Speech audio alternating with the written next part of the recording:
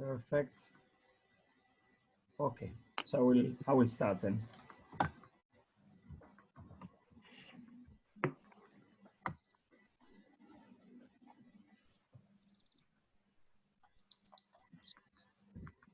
Okay, thank you you to all for attending this event organized by the Masters of Architecture Design (MAD) of the Welsh School of Architecture from Cardiff University, and a special thanks to our guest speakers, Birger Svensson from Oslo School of Architecture and Design, Susu Nusala from Tongji University, Shanghai, and Elena Pascolo from the Architectural Association.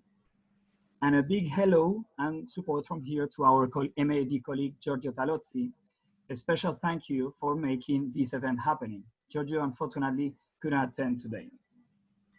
The topic of the event focused on our common grounds at the MAD, empathy and care in design research. The current COVID-19 outbreak has made even louder the call for empathic models of urban development in order to enhance collaborative ways of thinking and recreating our cities. There's strong necessity to design cities and of course their economies and their forms of governance from mechanisms of mutual support and collective responsibility.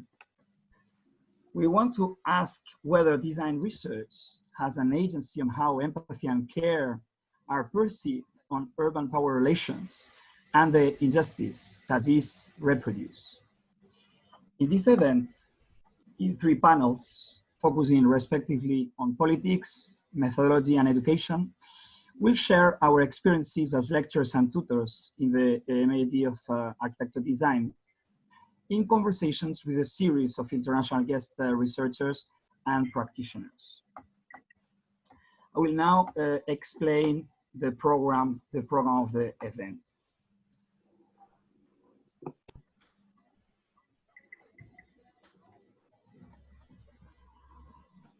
So basically the first session, Empathy as Politics, I will be presenting as for 10 minutes as the first lecture from MAD. Then we'll have the presentation of our guest Birger Svensson from Oslo School of Architecture and Design. And then we will have 20 minutes of discussion with the rest of MAD team. Then we have the second session, Empathy as Methodology, where the MAD presenters will be Marie Davidova and Mamouna Iqbal, my colleagues from the Masters, and the guest speaker will be Susu Nusala from Tongji University in Shanghai. Then we have again 20 minutes of discussion with the rest of the MAD team and the guest speaker. We are going to have 10 minutes break between the different sessions. The third session would be Empathy and Care in Design Research Education. Here the presenters would be, I believe that first of all, Mariana Marchesi from MAD, and then the guest speaker, Elena Pascolo from the AA. And then we'll have the 20 minutes discussion again with the rest of the team and our guest speaker, followed by 10 minutes break. And then we'll have the conclusions of the event where we will debate with our guest critics and we'll answer the questions from the audience. Maybe Mamouna, you would like to add something about the practicalities about how to incorporate or how to accept the questions from the audience? Yes. So for audience, it is very simple. For the ones who are joining us through Zoom, they can go to chat and write their questions. So you guys can do it during the presentations.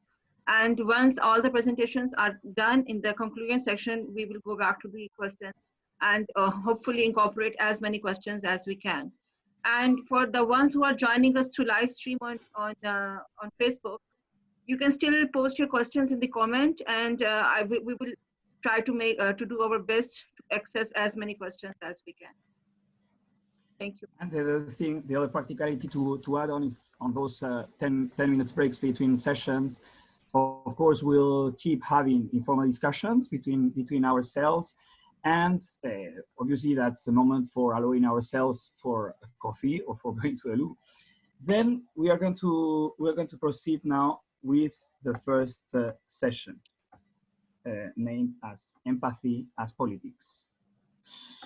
This session will explore how the multiscalar associated spatialities of empathy and care are becoming essential standpoints in urban politics for facing contemporary challenges, such as the current pandemic, the migration crisis, and the climate emergency. To start with, my colleague Mari Davidova will briefly introduce our guest speaker, Professor Birger Sebalson. I am very glad to welcome our guest speaker, Birger Sebalson, who is a professor in Oslo School of Architecture and Design. Birger has a very long, exciting history. When I joined Oslo School of Architecture and Design as his student, he used to be digital design guru. And during some time period, he became systemic design guru. A lot of his research has been focused on design for democracy, and I believe he will present some of that work. Thank you, Marie. So I will now proceed with my presentation related to our design research explorations in my MAD design unit EMUVE, associated to European research project of the same name. Now share my screen.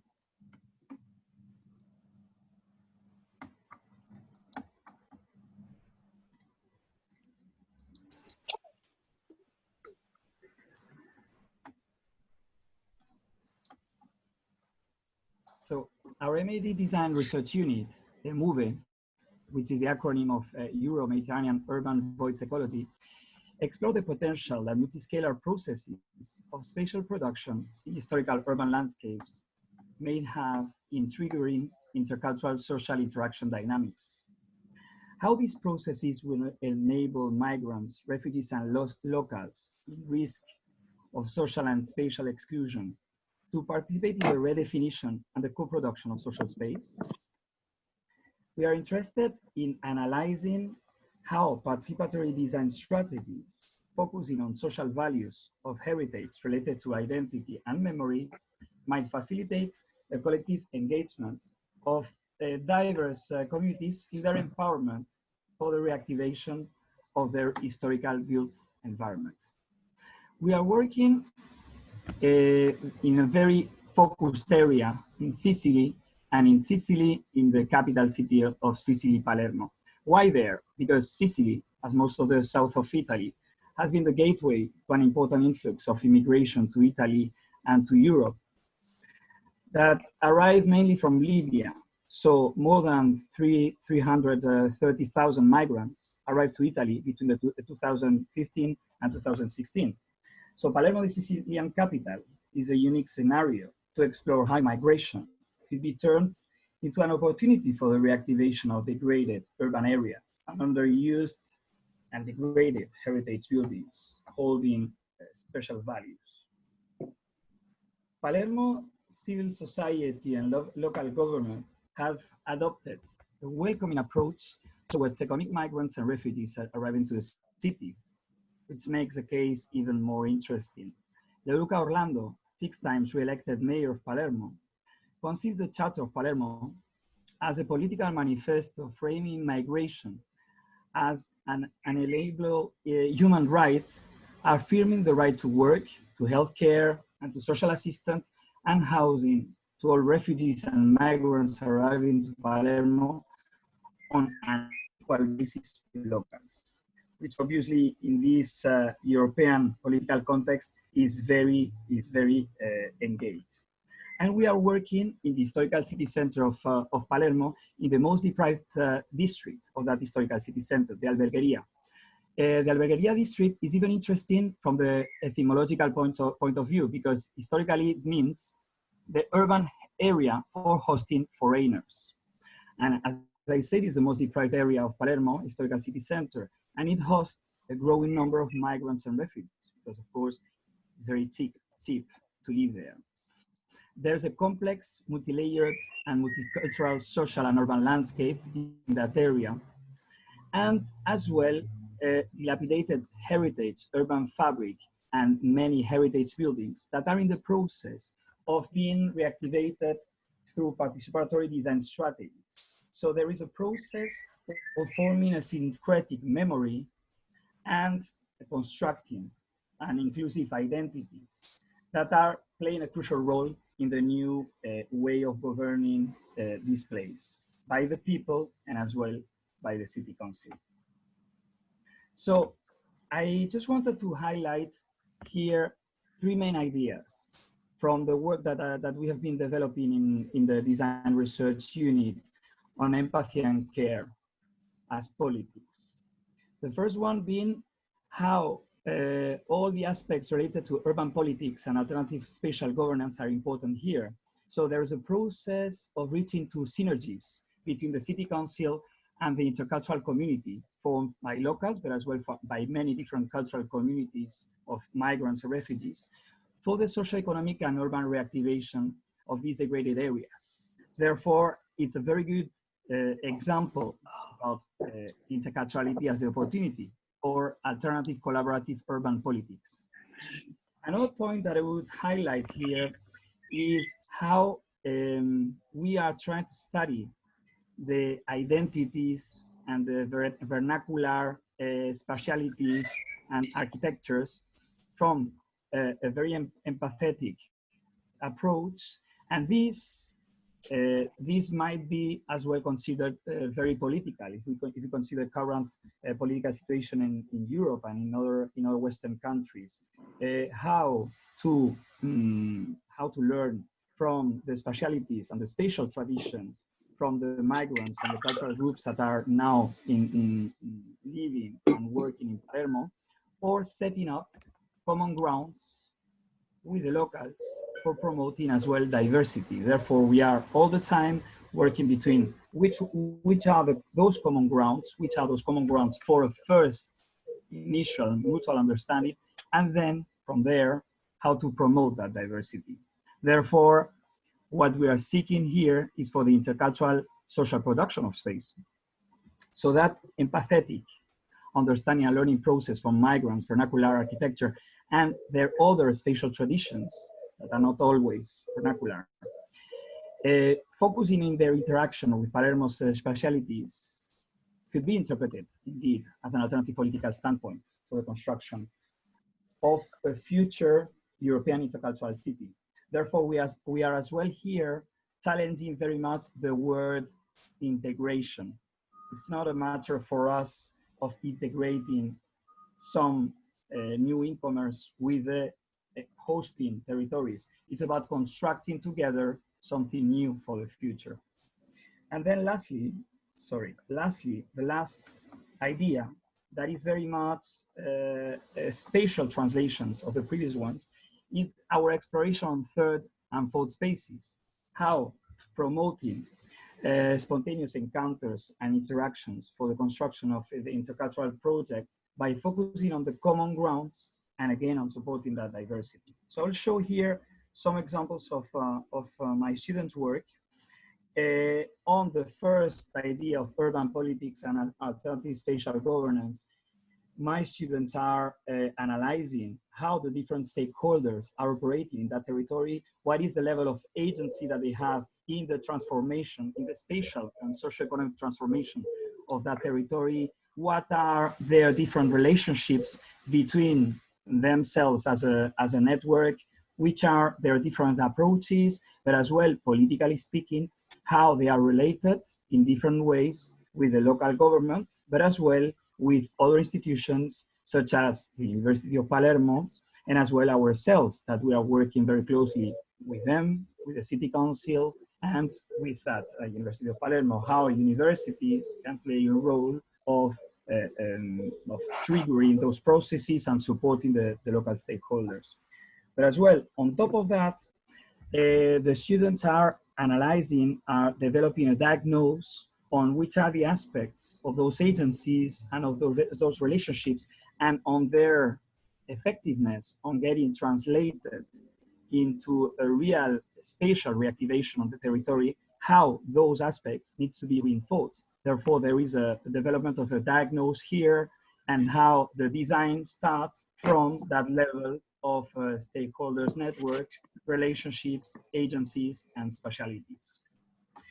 We are working in that connection between stakeholders and specialities at multiple scales, from the urban to the public space scale and to the architectural level, because the students are developing networks of intercultural centers, which are basically community centers, but focusing on promoting interculturality. Therefore, the connections between the stakeholders, their agency, are very important to be observed and analyzed for the spatial translation of their spatial interventions as well at the architectural scale.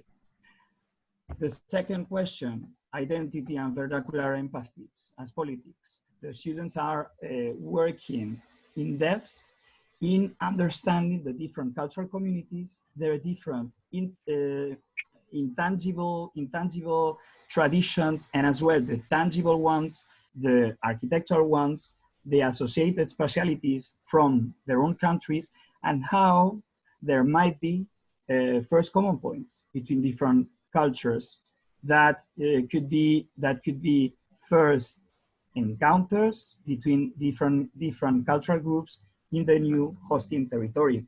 And this way of analyzing spatially their spatial traditions at multiple scales is then applied to the territory, considering the differences, obviously, with that new context that they are hosting themselves. And as well, we are incorporating as well the Sicilians, the locals, as just another cultural group that is living in that area, that has their own traditions, and therefore those aspects from their own identities and memories translated to space, how they could be implemented in the area from a contemporary perspective, and could be the basis for integrating the other specialities. In regards to third and fourth spaces, we are working with all the body of literature on third and fourth spaces, therefore spontaneous encounters, different kinds of people, how they are behaving in different places, basically focusing very much on public spaces, which are the areas for articulating these intercultural centers with the rest of the urban fabric, and how these third spaces and fourth spaces are the opportunities for creating interactions between people, between the locals and between the people from different cultural groups. In that sense, again, at the architectural scale, we are exploring how the third spaces might become connectors between spaces that are fragmented, and the fourth spaces can work as transitional spaces between spaces that are already consolidated. Therefore, the intervention sites are now in the process of getting transformed by incorporating these third and fourth spaces. Finally, the design research outcomes, how the students and the unit is progressing, is on the conception of an alternative specialty and programming for an intercultural node network that will promote the intercultural interaction between locals and migrants, as I said. So the aim here is the reactivation and the collaborative management of the underused and degraded areas of the district for its socioeconomic development and urban transformation, taking this opportunity as a way of constructing a new city. So just final questions for prompting the debate that we're going to have later on.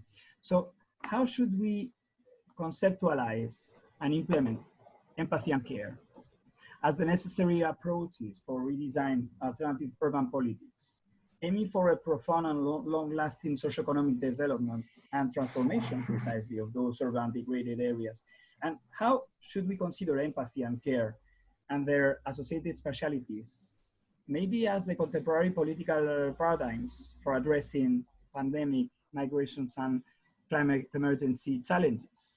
So this would be my two questions that I leave there as well for the discussion later on.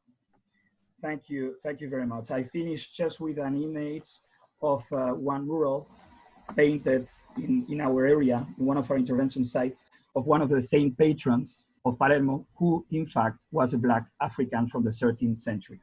Thank you very much.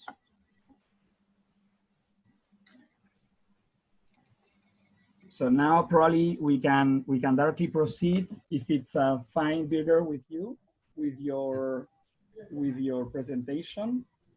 你别翻，你走开就好了。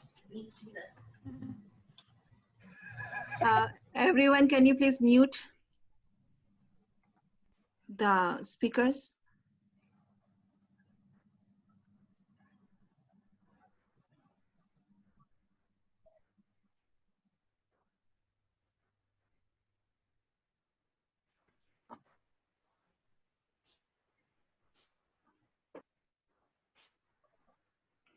Okay, thank you very much, Federico.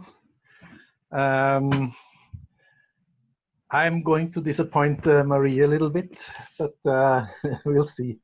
My background is I'm an educated interior architect, and I started to work with design research, working with creative design computing, being as part of the Ocean group for a while, and well, I'm still am, but it's less activity there.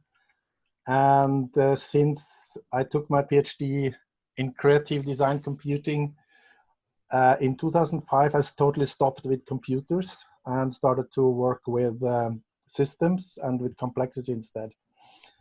I'm going to not show you any projects of ours. You can find the projects on our website, especially the Design for Democracy projects, etc. But I'm going to talk about empathy through the project of some students at the National Institute of Design in Ahmedabad in India, who were supervised by Praveen Nahar and Sahil Thapa. And they made this, what we call a gigamap. For those who don't know what a gigamap is, it's a map that is trying to embrace and grasp complexity in a way that, in a designerly way, so that you can make it operable and to work with that complexity. Now, this map was an eye-opener for me, because what about empathy? Empathy is empathy. It's like I didn't even think about what it was, but these guys decoded empathy into a whole lot of components, looking at it from a systems perspective. And though I haven't really grasped all the details of the map, it just this fact that empathy is something to be discussed. So I will discuss empathy in this lecture. What is empathy? So from a systemic perspective, there's a lot of layers to what empathy is. First of all, it's not really restricted to humans. There's quite a few species of animals who have proven to have to show empathy. Also, empathy is normally very often regarded as an emotion, as an emotional response, but it's not only an emotion. It's sort of wired into our brains, probably through generations of evolution. And it's probably part of group survival. So empathic populations of let's say humans would have a evolutionary advantage through empathy, to caring for each other. It's biochemical and neurological, and more than all, it's cultural. I picked some of these icons from that beautiful map. Now, I just discussed with my wife, are kids actually empathic when they are born? And she said, no, they are not, or very little. They have actually to be trained and cultured into empathy. So at the same time, it's actually a fact that empathy is something biochemical and something genetic also. So as you see, it's a very complex phenomenon. So what is it? How do we deal with that? Since empathy made its way, became something in design through ideas, design thinking, via the Stanford D School, empathy made its way into mainstream design thinking. But if you look what that is, it's quite superficial. It's not really saying much more than you should be empathic for your users. That's what they address, the users. You should understand your users so that you can design better for them. Now, we need to understand empathy better than that, and also be a little bit critical about that notion of empathy, and that's it. So I was looking a little bit at, or was sort of thinking about this model of creativity, systemic model of creativity created by Gruber and Csikszentmihalyi, which says creativity is a feature of the individual. It's a feature of the field and the domain. And without going into difficult discussions, what is the field or domain, you could say it's the individual, it's its environment and its culture, sort of. So if you translate this to empathy, yes, we can be empathic as individuals. We can work in an empathic society, and we can work in an empathic political culture, or not. Another way of probably understanding empathy is as from a cybernetic view, as feedback, as reinforcement cycles. So, which are quite important both in communication and in everyday exchange. So we are constantly empathizing about our surroundings. We try to understand what they think, and that's how we manage to even talk to each other. So in a way, it's really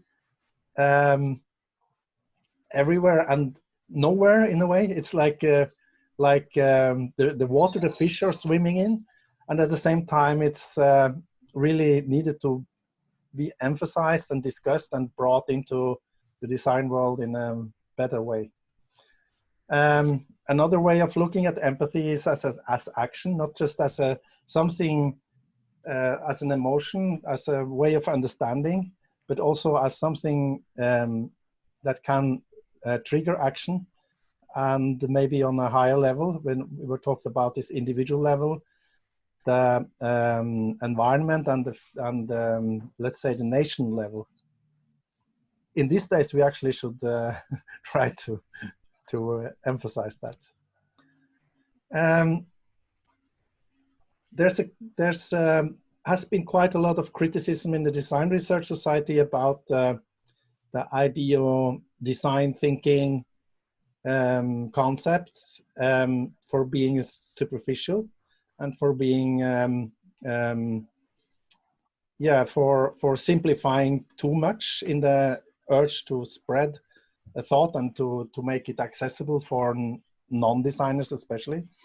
One of the critics, Paul Bloom, argues that empathy is not the solution to problems that divide people and is a poor guide for decision making. So the reason for that is probably because there are other ways of understanding people. We forget about ethnography, for example. Is ethnography or participation observation, all these techniques, the critiques they have for the interpretation of what people think, of why they're doing things, is that maybe a better way? I'm not sure, but I'm just asking this question. So one way of obvious misinterpretation is that we think we know what people think, which has shown so many times it's not true. In our research, we have worked a lot with bridging ruptures between people, making interdisciplinary groups work together, and we uncovered hundreds of times that people think they're talking about the same thing, but they are not. Even people who have been working together and know each other very well, they interpret wrongly. They project their own perspectives onto what other people express. So in the empathy movement in design thinking, there's a lack of criticality that is quite dangerous to my mind. And the other thing, or yet another thing issue, is that there's a power perspective on empathy. It's an imbalance of power in the notion of empathy and care. So empathy in design thinking, it's needed, but we need to move on from that point and really get into a deeper understanding what it is, how it works, and what are the alternatives of how to understand other people. So I'm really questioning this idea that empathy as a tool. I never understood how basically what is an emotion can be a tool as such. It's a human function, a human's feature. We can use it consciously, but reducing it to a tool is kind of meaningless to my mind. It also questions the whole role of the designer. Designer as a planner, meant to be empathic towards the user, which creates this uneven relationship, which has been heavily criticized, especially by Bella Banati, who takes it to the extreme, saying that it's ethically wrong to design for a system that you are not a part of. This is really kind of a radical statement, that you should not design for others, actually, but you should be part of the system that you design within, together with. I'm not sure if I totally agree with Banati's pervasive co-design philosophy, but at least it's very important to think about our roles and who is empathizing with who. Maybe the user should have empathy with us. I'm not sure. It's at least something with the roles here that are they're not even, and they should probably be discussed. So empathy with whom? Empathy in design thinking has been focused on the user. So it has been very anthropocentric, which is about to open up, and more and more people address this issue that with the user-centric design. So yeah, what is empathy? This is about what I'm going. I thought I would raise for the discussion. I think discussing empathy could actually help us building strategies that are slightly different, that are not totally based on empathy, but that are maybe reinforcing empathy, that are maybe better grounding empathy.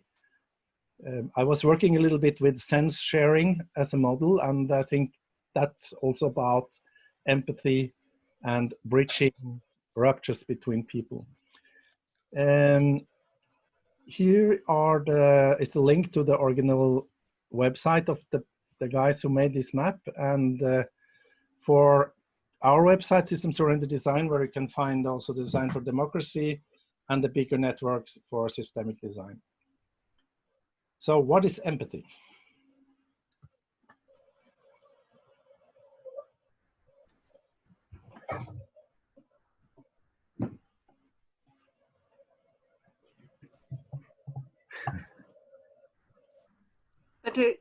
Federico, your mic is mute. Sorry, that's it. So no, I think that indeed, thank you very much, Veer, for your presentation. I think that setting the grounds of our discussion should be by starting from what is empathy for us in different ways, and as well, what would be its political dimension, if there's any, in that sense. So I think that it all depends. If we consider empathy, if we just consider empathy as an emotion, obviously it's very difficult to work with empathy as a way of understanding our methods and the way that we are processing and developing our design. Can we start by reflecting on if empathy might be as well integrated by other elements and not only by emotions? Just an open question. That sort of relates to what I will be talking about. I will discuss empathy not only as an understanding, but also as an enactment. So that discussion will come maybe when we discuss empathy as a methodology. So that is probably very something that we develop further, but still, Marie, feel absolutely free to maybe to respond, or because it's about building on our different visions, our different definitions on empathy and what is made out of on top of emotions, and how then this might be a very powerful way for us as designers and as design researchers. Well, I obviously agree with that the designer needs to be part of the system, and maybe the system has to be part of the design. That has been quite nicely discussed, but also I agree with Birger, like actually testing what I'm trying to do is testing through real life. So you develop something with empathy amongst others, but you actually you don't know, and nobody knows. And I think developing the laboratory where you test through real life, and I think co-design is first step, but I think co-design and redesign are two important points to empathy. And indeed, I absolutely agree with Birger on the problems of lack of communication, misunderstandings, the belief that we are understanding what the other is thinking, whereas in fact we are not in that moment.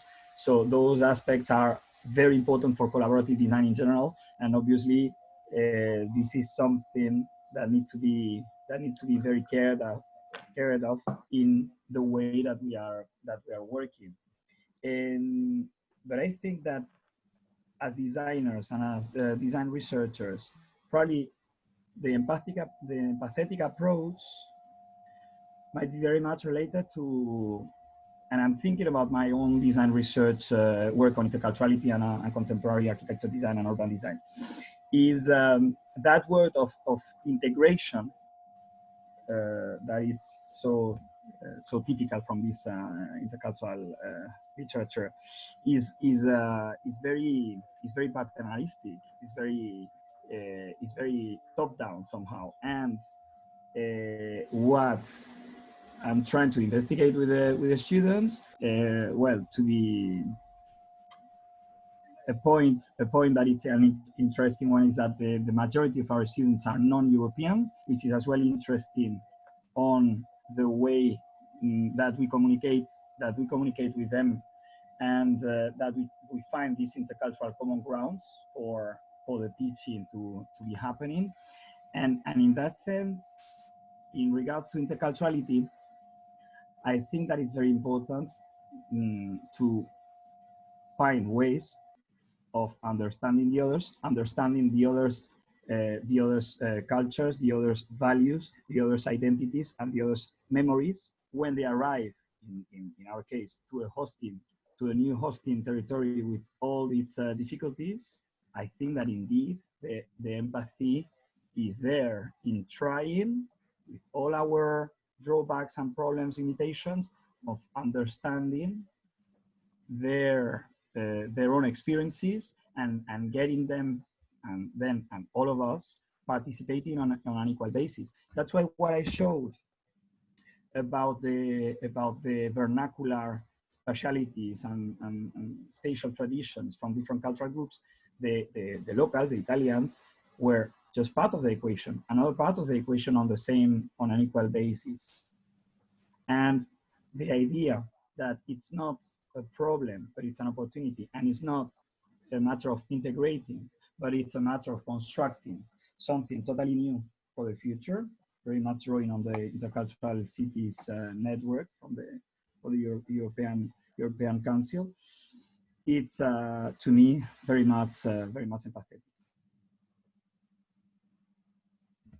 Sorry for the long intervention. Because what would be your thoughts? No, I'm thinking.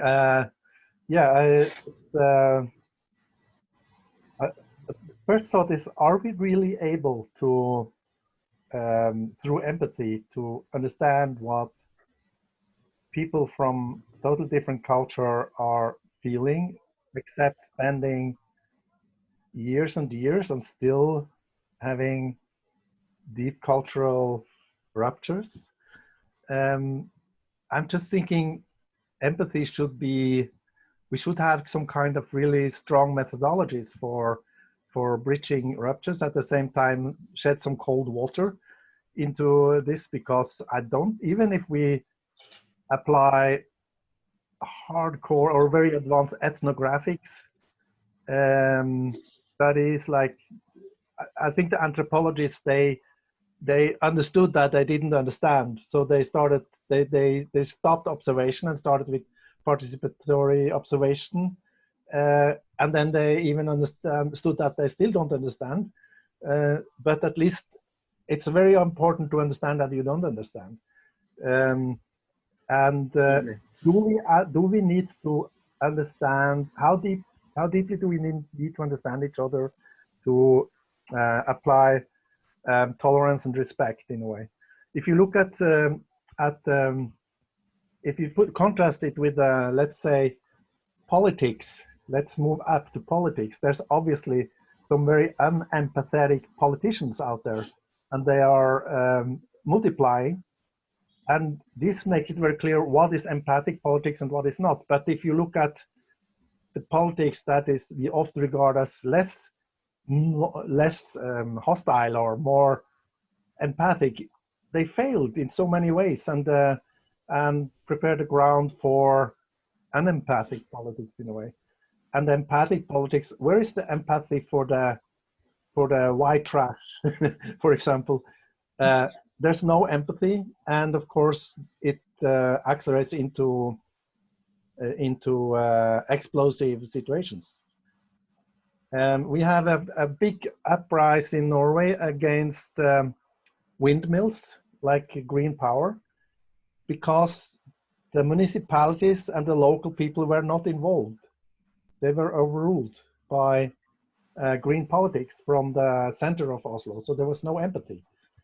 So I think empathy is extremely important. At the same time, when you look at this level, it's easy to see where there is no empathy, and when politics are not empathic. But reaching from there to getting into, let's maybe forget empathy, but let's talk about dialogue, or I don't know, it's continuous dialogue, dancing with systems, sort of. I don't know. Yeah. And as you pointed, in that sense, is very much related. That's why one of the sessions in this event was methodologies. It's about finding working methodologies that would reinforce these disruptions, this lack of understanding, these assumptions as well, so many assumptions, and as well promoting the participation of the public in a more profound manner for a real impact in the urban and architectural and social transformation. Because our case in that sense is very interesting. Palermo, what I presented there is is a very good example of goodwill, of a very active civic participation, of a very goodwill as well from the city council, and still they are not reaching the level of triggering those processes of change, because the methodologies or the communication is not yet there. Mm. Also, I wonder if we're talking about empathy, but maybe also behind this lies an idea that if we are getting more empathic, things will go better, more adjust, more will fit, our intervention will fit better, and we might have less conflict, maybe. But then I think there will, I don't think conflict will be eradicated in a way. I think we will have conflict. And isn't conflict part of the empathy? Yes, yeah, I was going to say something, or just say something about that especially in times of conflict, we need empathy. It's something similar with tolerance. It's easy to tolerate the people we agree with, but the real idea with tolerance is that you tolerate people you disagree with, and it's something of the same. As long as you empathize with the people who are sympathetic, while the difficult thing is to start to empathize with people who are, I don't say the word, but you understand. Mm-hmm.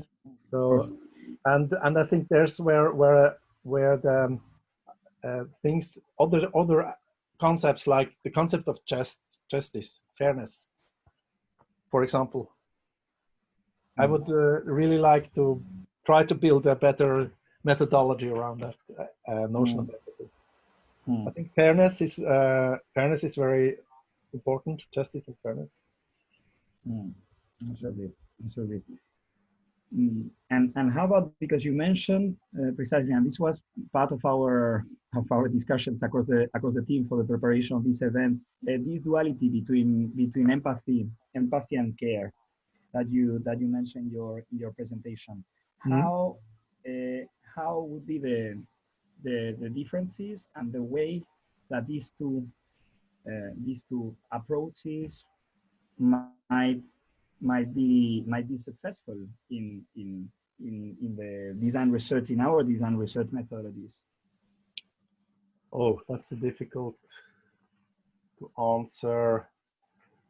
Maybe it's an open question. Maybe it's just an open question. It's a difficult one. It's just I have bigger problems with the notion of care than with the notion of empathy. I think care is.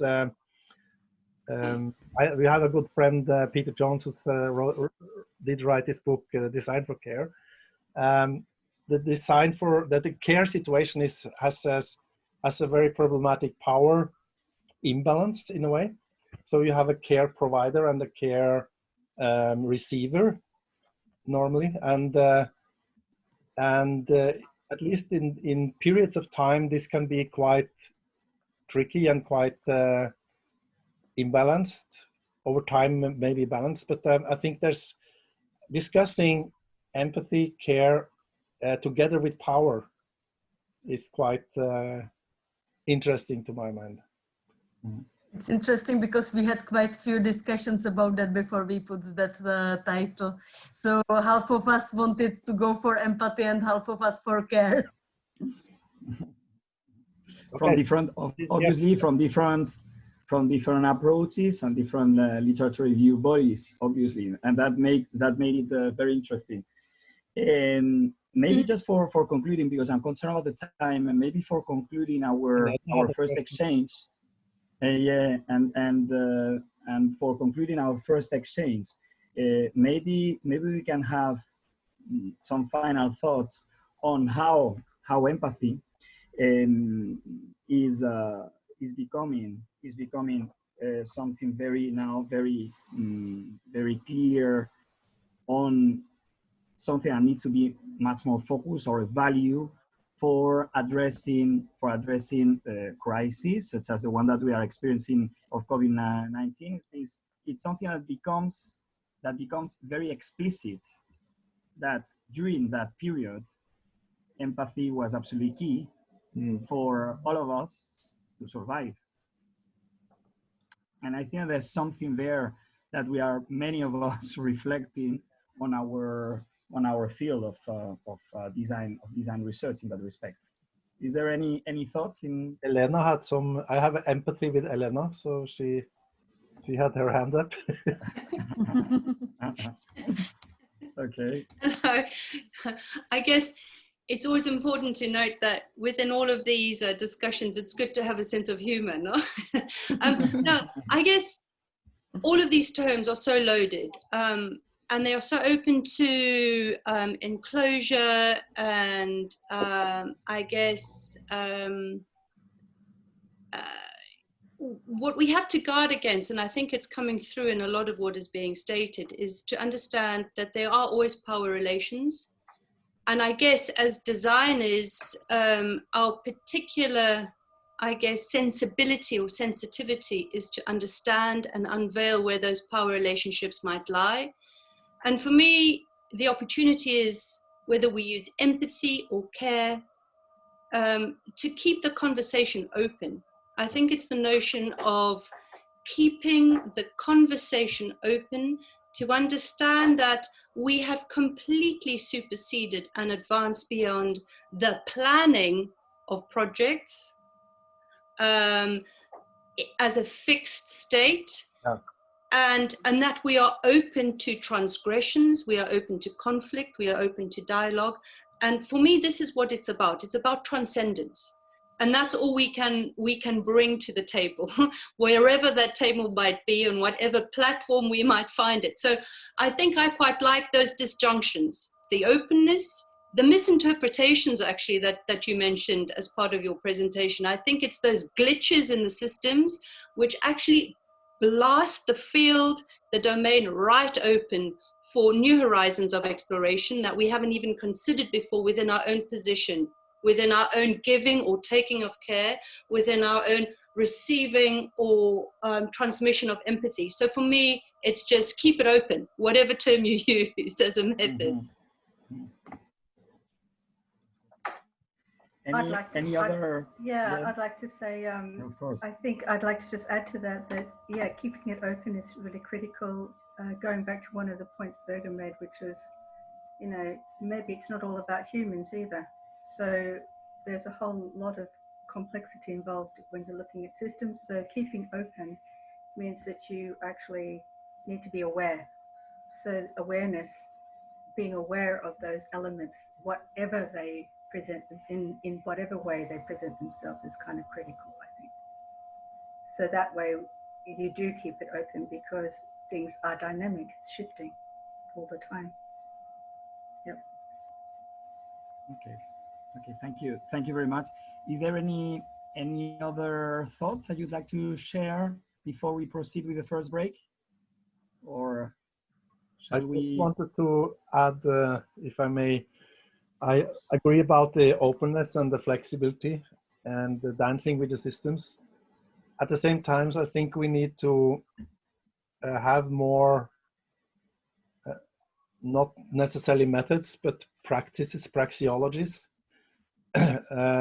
about how to work towards more dialogic and more empathic societies, more fairness, etc. So the politics here is quite important. So for that, I think keeping it open does not mean that we don't need the tools and the practices and the experiences to work better with it. You're muted, Elena. To dance, we must make new music, my friend. Yeah, so this is it. That's a very good one. Great. And a very good one for concluding as well. Yeah. Okay, so thank you very much for this short first exchange. And now we can directly proceed with our break, our first break between Yes. the first and the second session. I'm Isn't it, proposing that Mauna? I'm proposing that we have a break of 5 minutes instead of 10 Okay. because we are a bit over in our Perfect. time. What do you think? Yes, Yes, yes. Yeah. it's fine. Okay. Okay. Okay. So see you all in 5 minutes time. In 5 minutes time. Okay.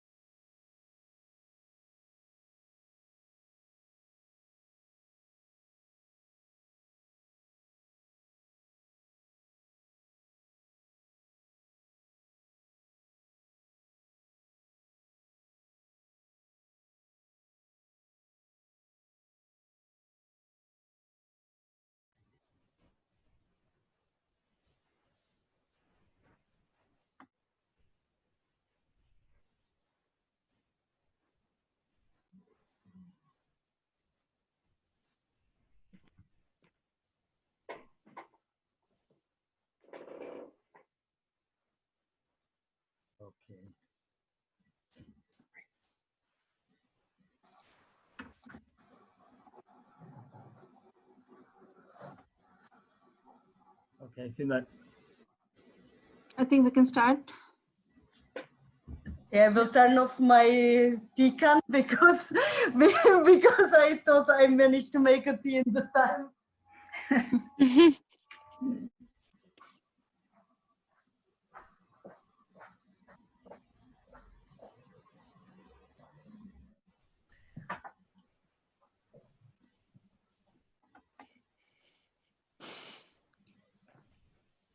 So should I start, Marie, then? Yep. Yeah, Yes. okay. So we are all set to start the next session. And me and Marie are going to present from MAD group, and then Susu will present as a guest speaker. And before Susu present, maybe Marie can say a few words to introduce her. So it's kind of difficult to introduce Susu because she's all over the place. She is a professor at the Tonji University, but she is also a research fellow at the University of Melbourne. She has co-founded several systemic design groups, and she is very relevant to this discussion is because she works with complex adaptive systems between humans and environmental landscapes. So thank you, Susu, for joining. We are glad to have you here. Awesome. So I will start with the presentation, and then Marie will continue. I will share the screen now. So, so far we have been discussing about how to practice empathy in the practice of design research. My focus is about how to practice empathy in the teaching of design or design research, because my PhD is about student learning experiences while coming from different social backgrounds. So empathy is very important when students are coming from different social backgrounds. So I will be talking about why it is important to practice empathy as a methodology, and then Marie will talk about how she is practicing in her unit in MAD. So the concept or the notion of empathy is rooted in the concept that each student is unique. And for me, the concept of habitus by the French sociologist Pierre Bourdieu has provided a framework, a very elaborated framework to understand the concept of uniqueness. And basically, habitus is the inherited personality dispositions of a person created or formed as a result of their life history, their social and cultural diversity that dictates their future action. So every person coming from a different social background, different life is having a different life history, having different experiences in their life, they have certain habitus, and their habitus is unique from everyone else they encounter with. So when a certain individual with a certain habitus enter into a group of people in a social group, or in this class, in my research, when they enter into in a studio, each one of them will behave differently. They will have different expectations, and they will have different learning experiences while working in the studio. And all of these concepts are based upon my PhD, and my PhD is not dealing with the work of MAD students. Rather, it is based in Pakistan, where I have conducted surveys in 14 architecture schools. But it is focusing on the methodologies and teaching practices in the design studio. So it is quite relevant still. And I will be talking very briefly about what I have done, so that Marie can take over after me. And I have conducted, as I said, I have conducted a survey in 14 architecture schools in Pakistan, and based upon how they are dealing with the methodology, the pedagogy, how their practices are different, and how those practices are collaborating with the different habitudes of the students in defining their experiences of learning. So based upon that data, I have developed a group of universities, group of schools. So in actual, I have formed 4 groups, but here I will be talking about 2 only for the sake of simplicity, and also because these 2 groups are the ones who are creating the most diverse responses. So in school group A, the focus is on personal grooming, exposure, diversity, tomorrow's vision, social responsibility. And in the school group B, the focus is on course content and completing tasks, problem solving, and top-down guidance approach. So this is something that I have explored through their defined pedagogies, through the learning experiences of the students in the studios, through interviews, through quantitative as well as qualitative data. So I have formed these groups.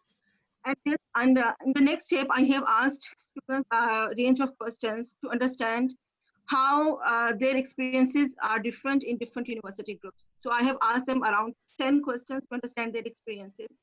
And these 3 questions produce the most diverse range of responses. So the first question is, school is a conducive environment for new ideas, critiques are respectful and constructive, and instructor accept diverse thinking. So in these 3 responses, we can see that it's very easy to see that in school group A, the students' responses are consistently very positive as compared to the school group B. And from going back to their methodologies, it is clear to see that schools that are more focused on personal grooming, diversity, social responsibility, social inclusion, in general, the schools that are practicing empathy, they are having being successful in creating a good learning environment for the schools, for the students, where students feel appreciated, where they feel that critiques are respectful and they're learning in a good, conducive environment in the school. So this is a very brief snapshot of my PhD. It is quite diverse, and then I have also discussed about different habituses and how they are performing in different university groups. I will not go to that in here. I will hand over to Marie now. Thank you, Mamuna. I will share my screen.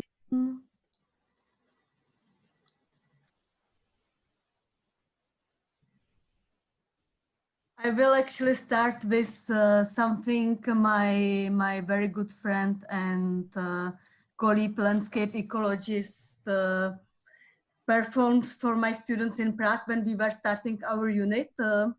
We were for a study trip there, and I asked her to give a workshop to the students. You can see point A and point B. And she asked them to actually imagine that they are other species. The species that is not flying, of course, was the part. And she asked them to try to think of their other species, imagine its options and qualities, and get from the point A to point B, and to register what were the problems for somebody else. And I think it is very nice introduction of empathy. I agree with Birger that it doesn't mean that the students perfectly understood the mouse and what are her struggles.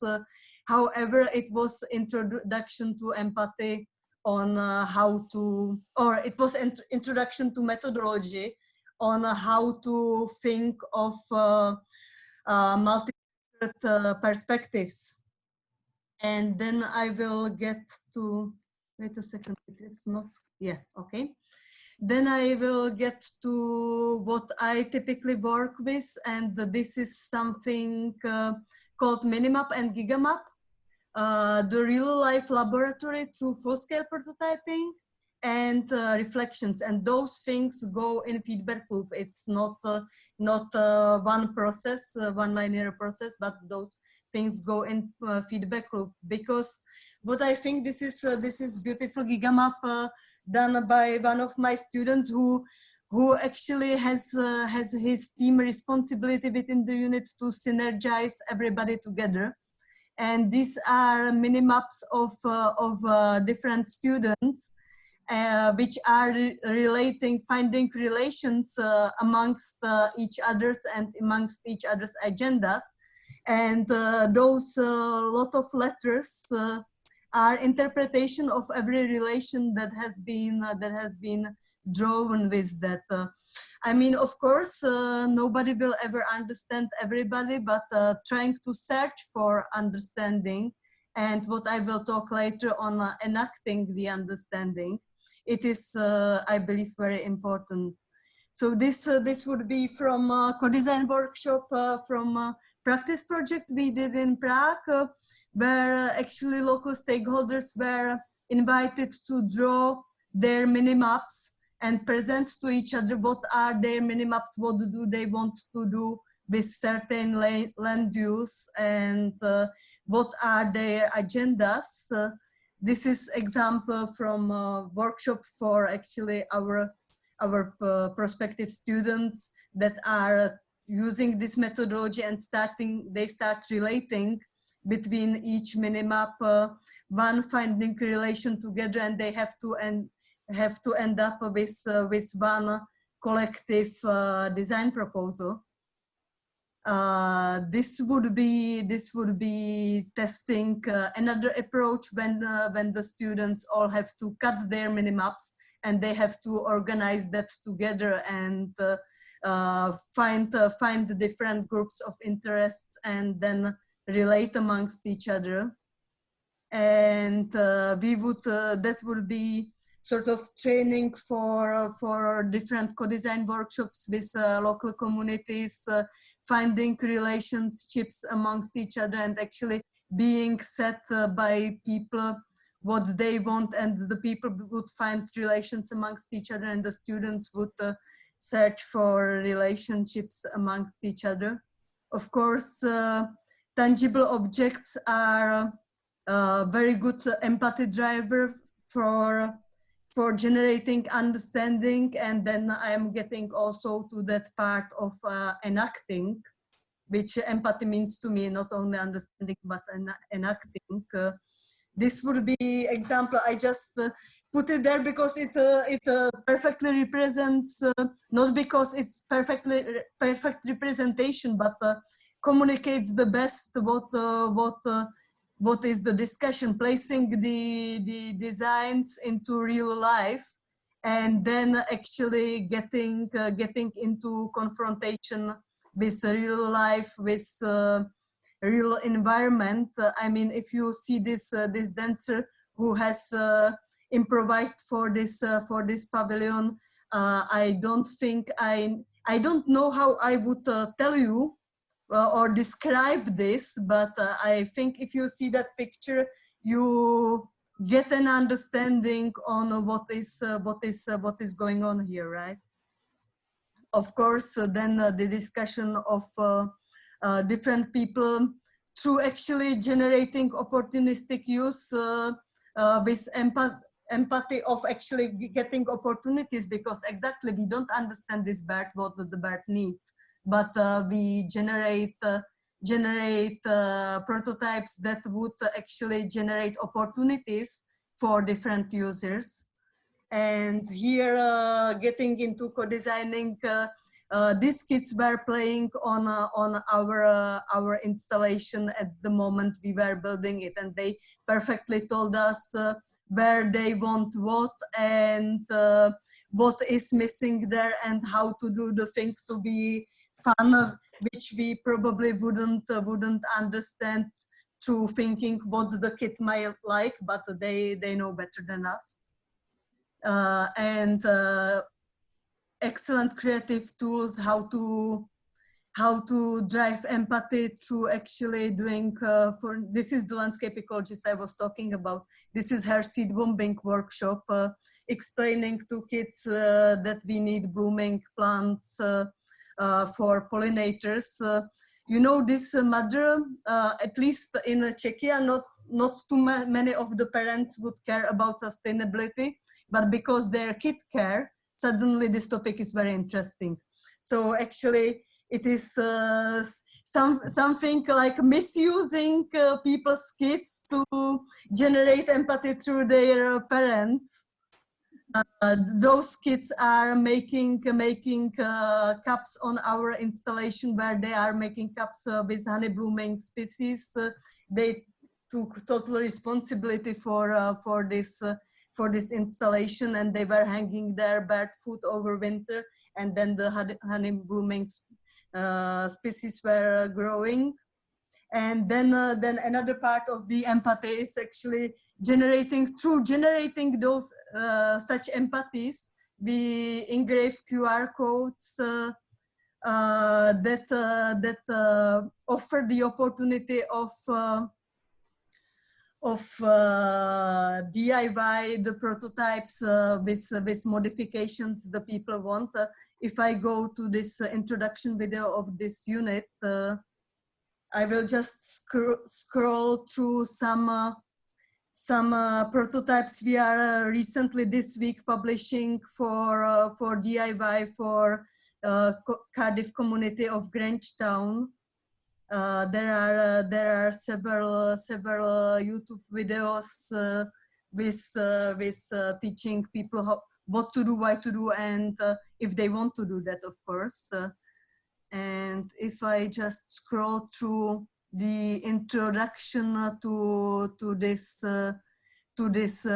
project, which we communicated to public, would be explaining our interventions before COVID crisis. We planned also place the interventions in real life. At this moment, we ended up purely going for DIY because we are not allowed to place our prototypes. However, we started integrating social media and started to play more with interaction design. So the students are not able to make their prototypes themselves, but they will engage these people to reproduce them in their front and back gardens. So just to sum up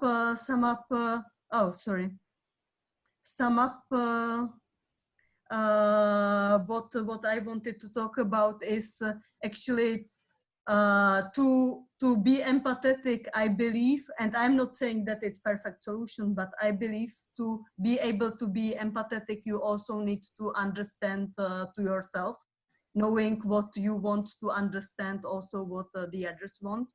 So sort of understanding your own universe.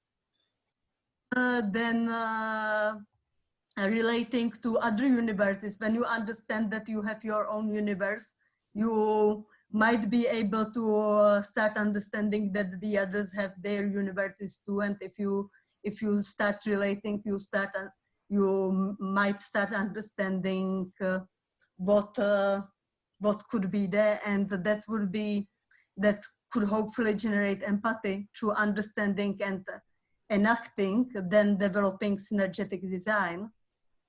And this, I believe, needs to be confronted with real life, because even you don't understand your universe before you live your universe. We all know that we many times had wishes which, if they came true, we were completely unhappy with them.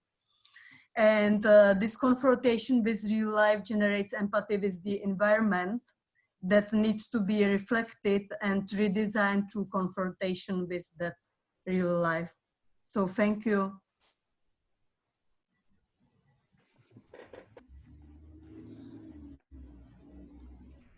Okay, so I should share.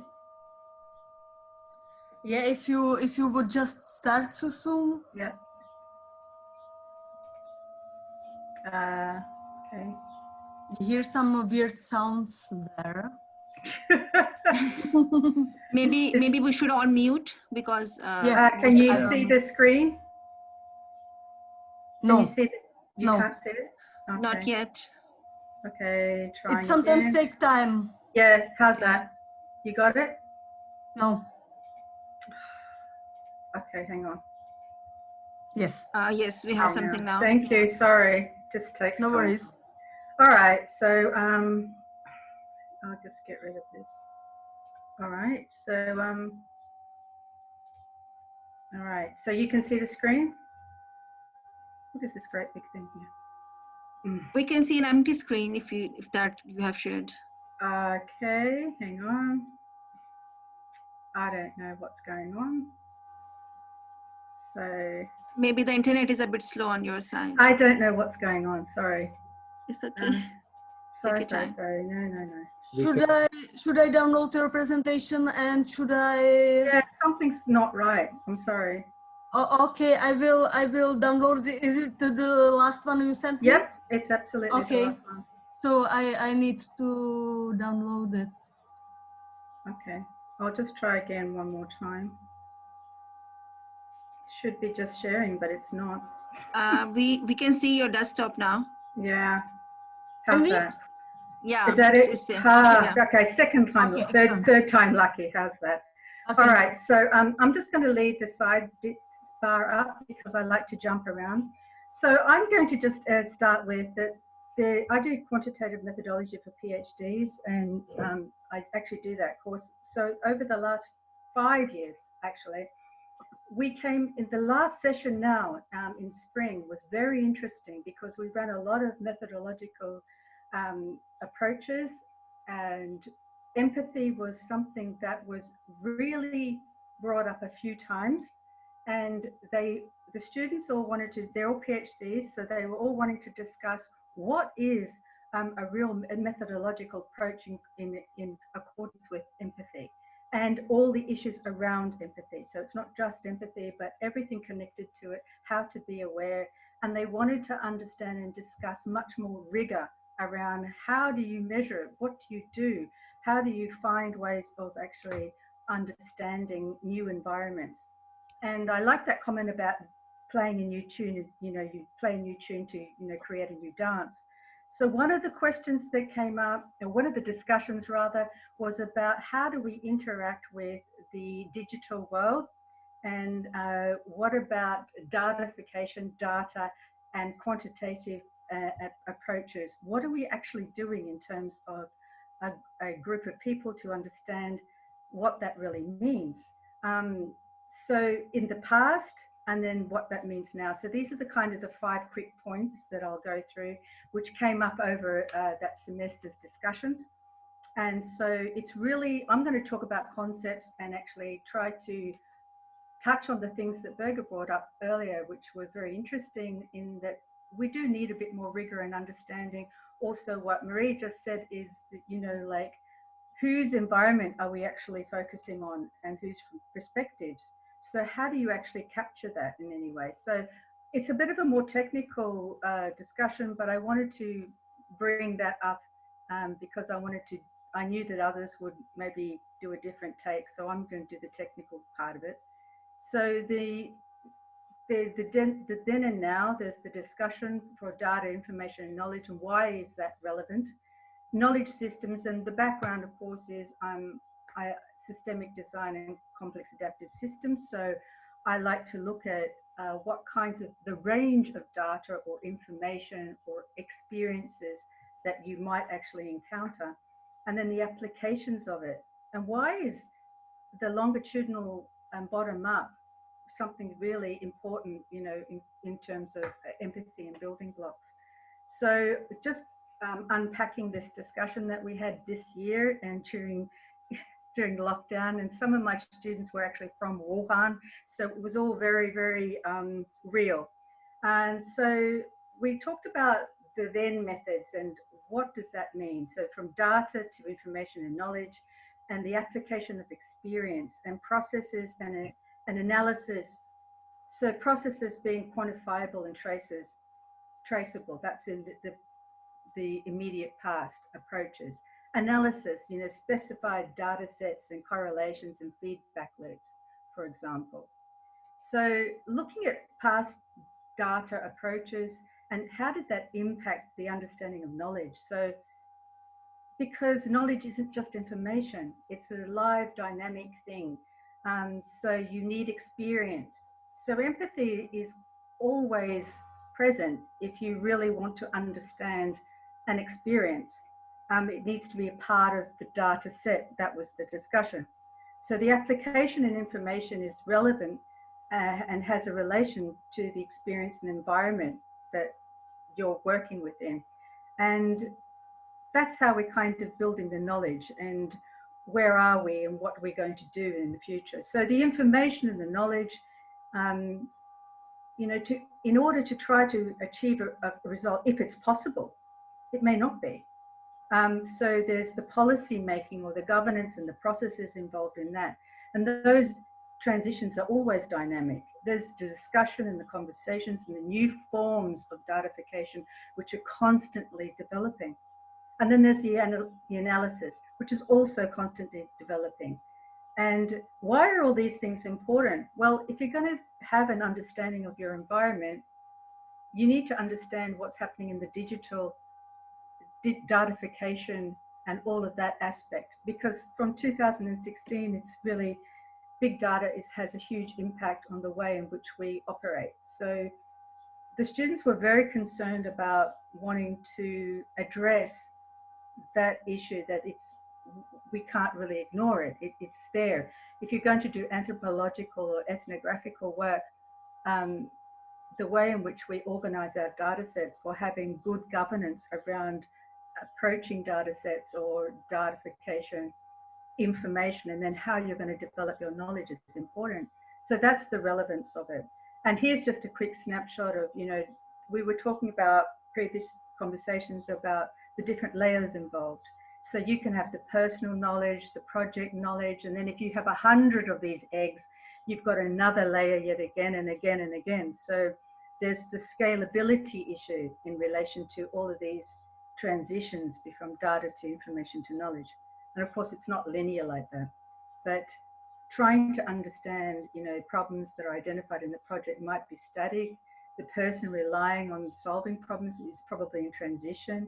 Problems, resolution, if it's possible, is dynamic and is an action-based approach. So learning to kind of walk before you can run, that's really relevant. So between the knowledge and information, it's important than ever to understand those transitions. So what exactly are we trying to do, and why are we still doing it? This was another question. So it was very confrontational in some ways. They really wanted to dig deep and ask some interesting questions about what is it that we're trying to do, for example, when we're taking into consideration big systemic approaches like Peter Jones does with health systems, for example. So these are the questions we were trying to cross and experience as a class or a group. What exactly are we trying to do? And there's the technological push, which the environment is actually impacting, capturing and understanding the records that are being made. These are all really good, but how do you share something that's beyond information and it's actually living knowledge that's being created? So these are reasons why empathy starts to become really quite central and core, especially in the environment that has been experienced now this year in 2020. So did empathy lose out? This was a question that some of the students were very concerned. They sort of said that if we really understand quantitative and qualitative data, the way in which it has been portrayed and used in the past, it has very rigorous operational parameters and constraints and boundaries. And now what is the appropriate, where do we go from here? So all quantitative data is based on qualitative judgments, and qualitative data can be described as something that you can manipulate numerically. So the understanding, or the aha moment for the process that we were going through was, for the students, was that perhaps what traditionally was quantitative data is actually becoming more dynamic than qualitative. So the boundaries are actually crossing over one another. This means now it's all about comparisons and volumes, and it's so no knowledge of why or just or what, it's just about what is it. So in terms of datification, big data, the ethical considerations is really difficult to define, because it's only about what, it's not about why, because of the comparative volumes that are involved in big data sets. And it's more emergent, which is also confusing because it means that it's sort of evolving. So this here, these two are closely related because the quantitative data has changed and has led to a qualitative one. So quant's qual and qual is quant So there's an emergent element to the systems that you're looking at and trying to analyze in sort of a rigorous manner, but it's difficult to do that and still maintain some sort of really hardcore understanding of how the empathy and those issues around empathy are working. And also at this point, there was an understanding that it's not just about humans. If you're looking at environment, the environment impacts the society or the group or the area or the community, and this also impacts the resilience. So the empathetic baseline is kind of like a Lego block that was intrinsic, but perhaps not discussed or made aware to the degree that the students felt needed to be looked at. So this is a really interesting deep dive into where perhaps in this process of datification, where would empathy lie? So the last word on empathy and datification and technology is this. So do technologists, you know, we're looking at data and it's something that's known or can be shown to be known. And technologists have an implicit belief that the data sets, the big data, is economical, efficient, and capable of optimizing its environment so that it can benefit all of us all at once, right? But what if it actually changes it? What if it changes the environment so that the process of working within the environment, it's no longer a player within that landscape, but it's now the central planner? Where's the sympathy then? Where's the empathy then? Where's the awareness and the focus then? So where did the empathy go? And talking to a colleague of mine last week who worked many years in Silicon Valley, that last sentence really resonates. So where do we understand empathy is in that landscape when we're trying to look at complex systems or how to design those approaches. And really the point about being in the environment is really important because you need to understand it, you need to be a part of it. But is it about being a part of the environment? This was another question that came up. Is it being a part of the environment, or is it having a deep understanding of it? So this was a key question that came up.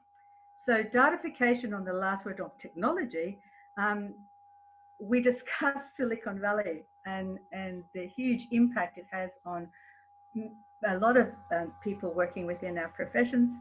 And so datification's been around for a long time. It's not necessarily technology driven only. So I brought up this transatlantic experience with the telegraph cable just to remind people that, you know, in 1839, that datification really can be analog. It can be something that's not digital, and that it's been around and it has a tradition, and there are many different ways of approaching it, like we've already discussed in our group here so far.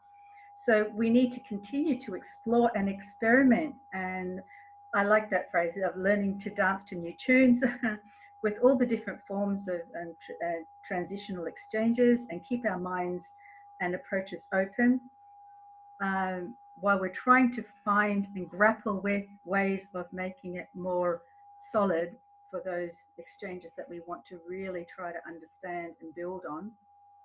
So this is a good foundation for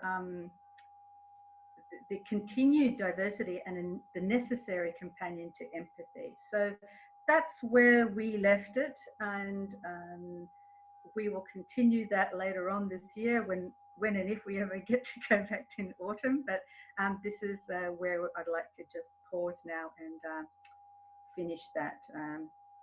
That's me done. Thank you.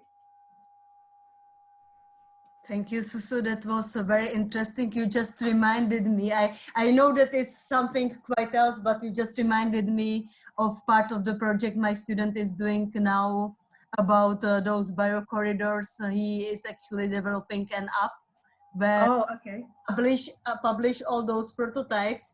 People will be uploading their DIYs into the map of the community, and sort of his research interests are biocorridors, and Okay.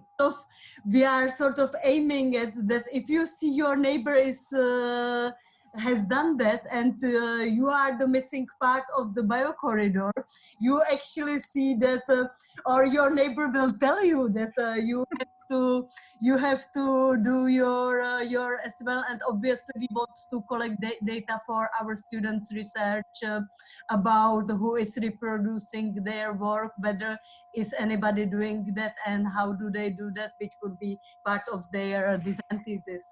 I think that's wonderful. Adapted to the original design.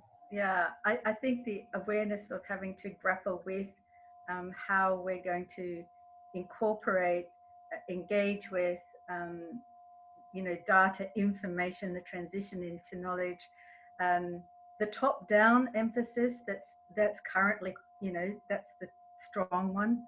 The bottom-up is longitudinal, it's weaker, it takes longer, but it lasts longer. So it takes a longer time to actually get to where you're going. So more difficult to actually portray in some way and share and repeat it and find rigorous ways of doing that and record, you know. So these are, and they had a very interesting experience while they were doing the project together. We did it online, of course, because it was this year, so we had no choice. In some ways, we've done it in other different ways, but this year was all online. And one of the students' groups was they got, instead of the data being what they thought it was, actually it was robot. So some algorithm took over, and they got all this. They got an amazing amount of responses, but it wasn't usable, and they actually had to go through it. So it was a very interesting learning curve. How, if you don't really understand the environment that you're trying to play in, even virtual, it's difficult, but it has huge impact. So they were really interested in, well, if we don't get this right, then what kind of impact do we have on other people's outcomes, decisions, policy, governance? So there was that whole big discussion about that. That's what Birger was referring to. Yeah. If people, nobody discusses with people, they might not like the windmills. Yeah, exactly. Yes, Birger, that was a great example. So I just wanted to wait and express that we kind of went through that exact thing. So yes, and it's about inclusive and exclusive, and you know, who gets to be included and how is that done, and what are the boundaries, and what's possible, and what are the, you know, rationalities and constraints, being positive and negative constraints, you know. And that's just an emergent part of system approach, but they're the things that we brought up. So if anybody else wants to jump in, please do.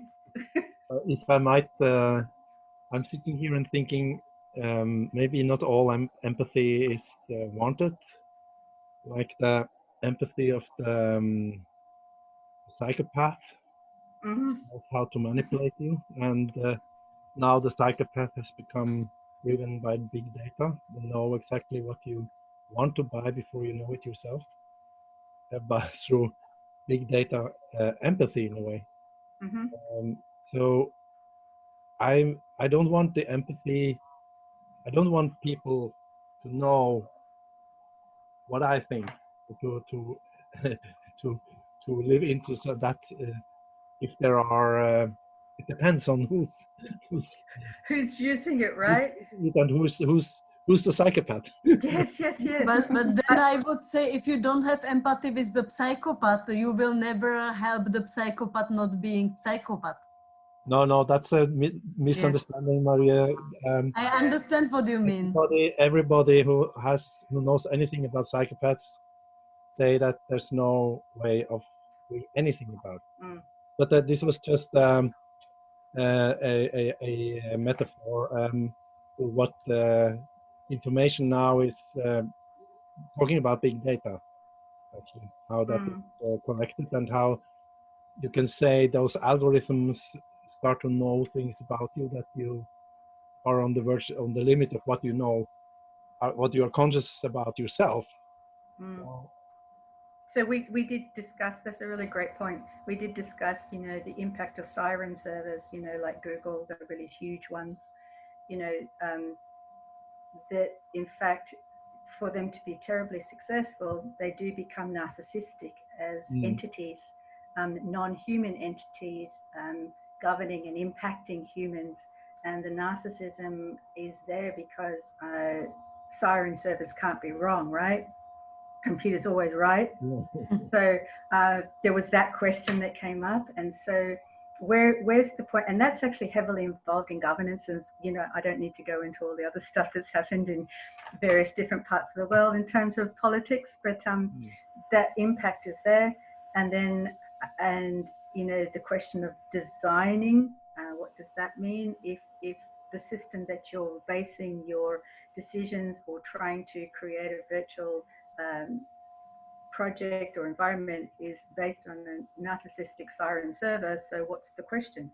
And what are the answers? So do you get all the right answers for the wrong outcome or the wrong question initially, you know, the final thing? So there was that kind of approach and discussion as well. So the siren, the server and what we base our analysis on is that was a really big question. I don't think there's any answers for this right now, but I'm just bringing up the topic.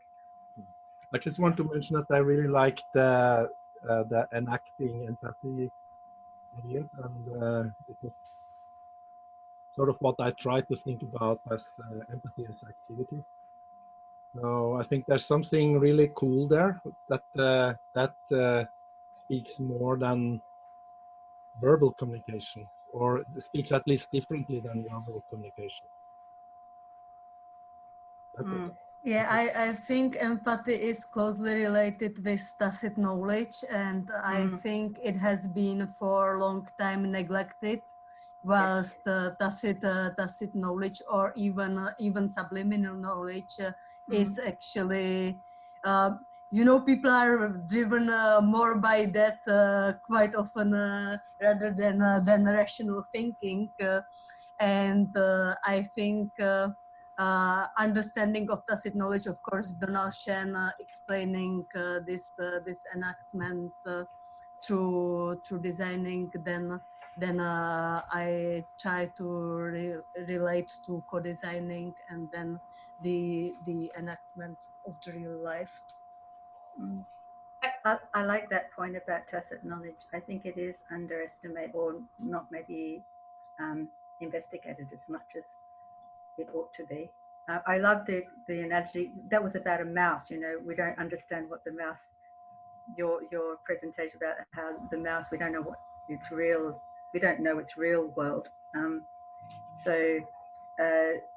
However, we can understand perhaps through anthropological or ethnographical or those kinds of approaches, sort of tacit knowledge. And because tacit knowledge comes in multiple different forms, it's not always human. That's something that needs to be grappled with, I think, as a profession. You know, how do we approach all of that, and how are we going to do that in the future? Because this is the dynamics that we're working with now. It's not going to go away anytime soon. I really so enjoy all the gifts that you're giving all of us this afternoon, and I'm just sort of writing copious notes.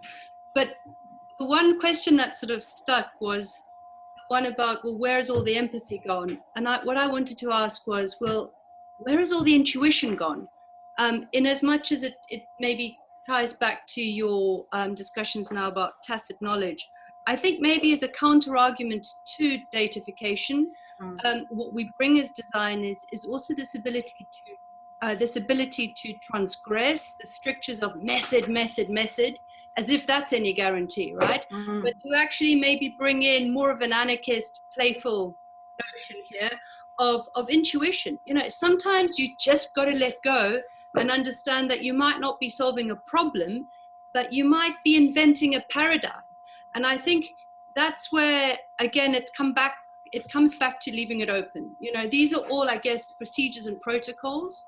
I think for me, in terms of how I like to work, is to kind of play between the method the empathy, but also to allow this opening for intuition, because I think otherwise we do fall into this kind of terrifying world of datafication, so just to always, I think, call as the sort of anarchist in the room here for the notion of play, as Colin Maud would say, and what that brings, with all its problems. But I think we have to sample these things together, perhaps. Don't know, I'll leave it to you systems thinkers to kind of whoops. That was really great. I would say that that's just quickly. I think that the points about datification information, it was just really to bring into the discussion that this is happening and it's in our realm, just to highlight it. But also, intuition's lovely, and if you're not solution oriented, then emergent elements of the system is actually something that can really lend itself to intuition and play. I mean, you don't set for an outcome, emergence will occur because of the things that are there for it to interact with in the first place. Yeah, intuition, I think I really like the Dreyfus and Dreyfus skill acquisition model, where intuition is something that is the feature of an expert. An expert being somebody who is able to operate free of maxims and rules in a complex area. So in a way, I think all of us who work with complex systems need to become those types of adaptive experts, and using intuition as a very important part of our operations. Sometimes just doing things or playing around to explore how the nature of the systems we work with, of the complexity we work with. How will it, what if I do this? How will it kick back? This will teach me something about the nature of this complexity. I don't think intuition as just gut feeling. I think it has to be, we have to realize that it takes some time to build intuition, as well as tacit knowledge. I just wanted to say to Muna. Yes. I was thinking about constructivist learning theory when you were speaking. Mm-hmm. Are you into that? Yes, I have read that, but I am not following any theory in particular. Yeah, cool. Okay, thank you so much. Before I forgot. Thank you so much. I would also like to thank Susu, because your discussion on datafication and the quantitative and qualitative has really helped me to think about my process as well, because right now I'm in the process of going through all this. I have a large amount of quantitative data and then some qualitative data as well. And the findings that I presented today were based upon the quantitative data, but that is just a very small picture. So now I'm in the process of analyzing the qualitative data. Actually, that is why, and it is very, very complex for me. And I'm in the process of actually grasping that, because now I have discussed what students are experiencing, but now it is important why they are experiencing that. Mm-hmm. So when coming from different social backgrounds, having different kind of trainings in their lives, and a social class system is extremely stratified in Pakistan.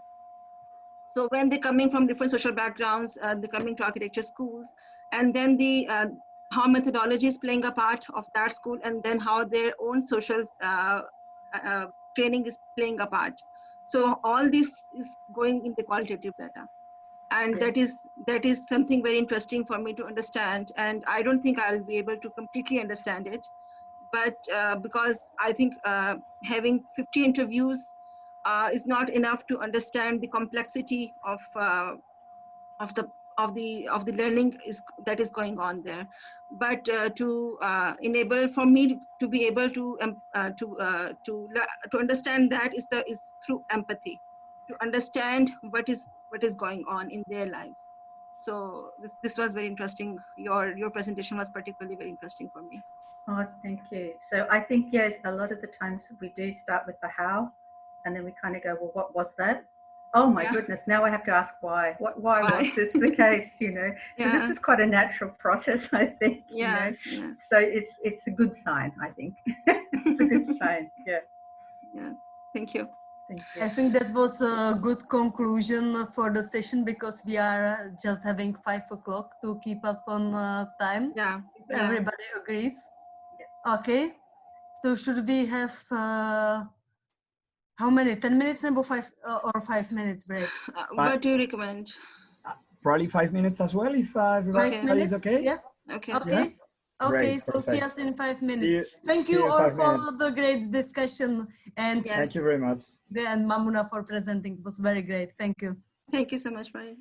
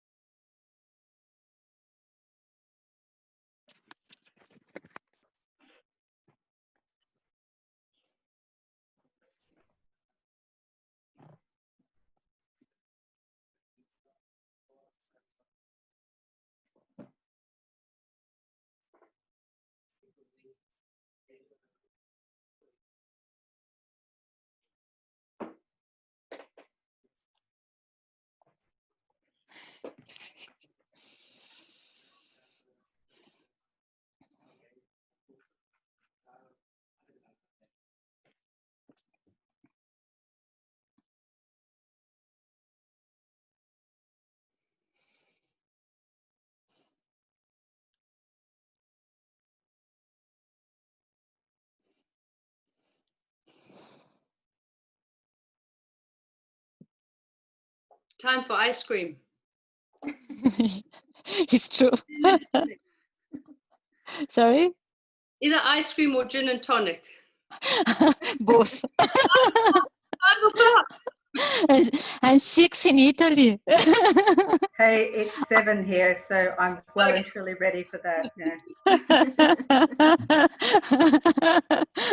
I give you a virtual one. Oh, thank you. We are constantly finding new forms of intimacy through Zoom, I think, you know? Oh, the book will come out soon, I'm sure. My intimate Zoom moments. Yeah.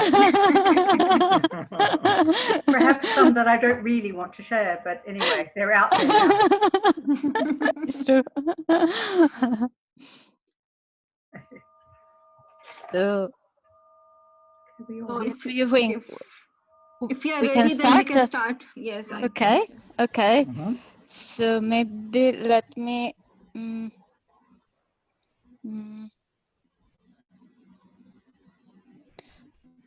So.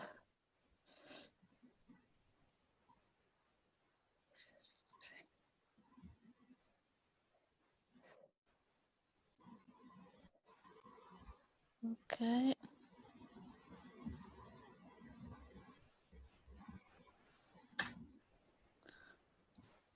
Mariana, maybe you also introduce Elena before. Yes, I'm introducing. Sorry, I would like only to put the page, and I'm introducing her.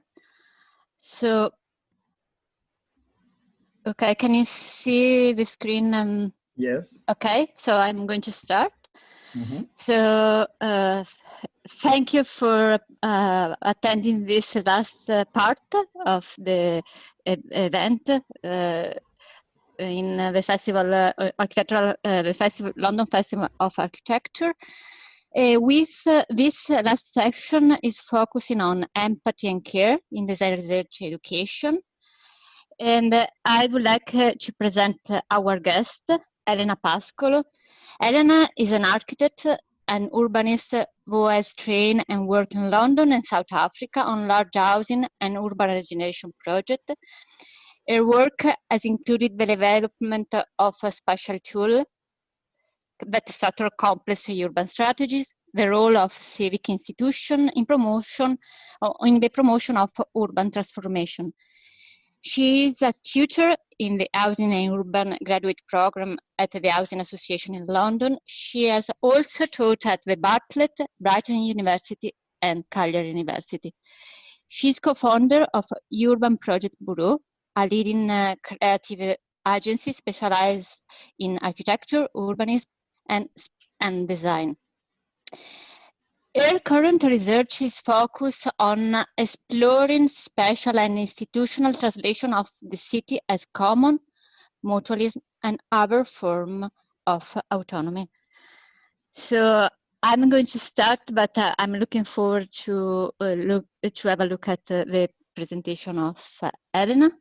So I'm starting introducing what we are doing in MAD program, and focusing on the empathy care in design research education. Specifically, we focus on design research education as fundamental for building empathy across students and the wider urban community, and promoting an ethics of care toward the social and built environment of our city to support the emergence of sustainable form of development. Why? I would like to start discussing about why we are focusing on design research and on empathy care. Let me move this, maybe. So we would like to engage students in dealing with pressing challenges, and we think that, and we agree that in order to deal with pressing challenges, we need to promote systemic changes. However, these systemic changes in our city can only be promoted by combining top-down initiative and bottom-up initiative, and as well as by combining technological solution with social solution. And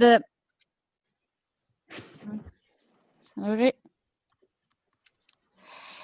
Design research education help in this sense because it can help students in understanding, in improving their understanding of the context, a dynamic context in which they are designing, people that are involved in the process of designing, and tool and method.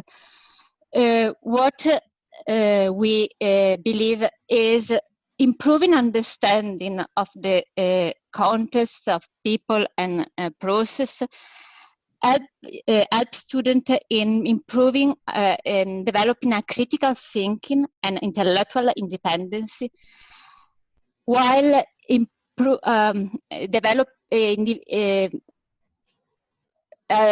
research education can also help them in identifying appropriate support, and in this way becoming a promoter and facilitator of changes, and as well as bottom-up initiative and top-down initiative. So in promoting a systemic change. Sorry. I would like to show you a few slides focusing on the challenging topic that we are in which we are involving our students, starting from focusing on migrants integration in Palermo, the exploring of commons in cities, the sustainable development of abandoned industrial area in city using a circular economy approach. What is, sorry, this is not easy to manage. So what empathy care in design research is? Empathy means understanding and care about other people feeling. It involves thinking and feeling, and also physical reaction to the other people that are involved in the process. But however, to have empathy is not enough. We need to care about and value. We observe that in design education, students having empathy display more engagement, better communication skill, more positive relationship, and higher achievement, also in terms of design solution.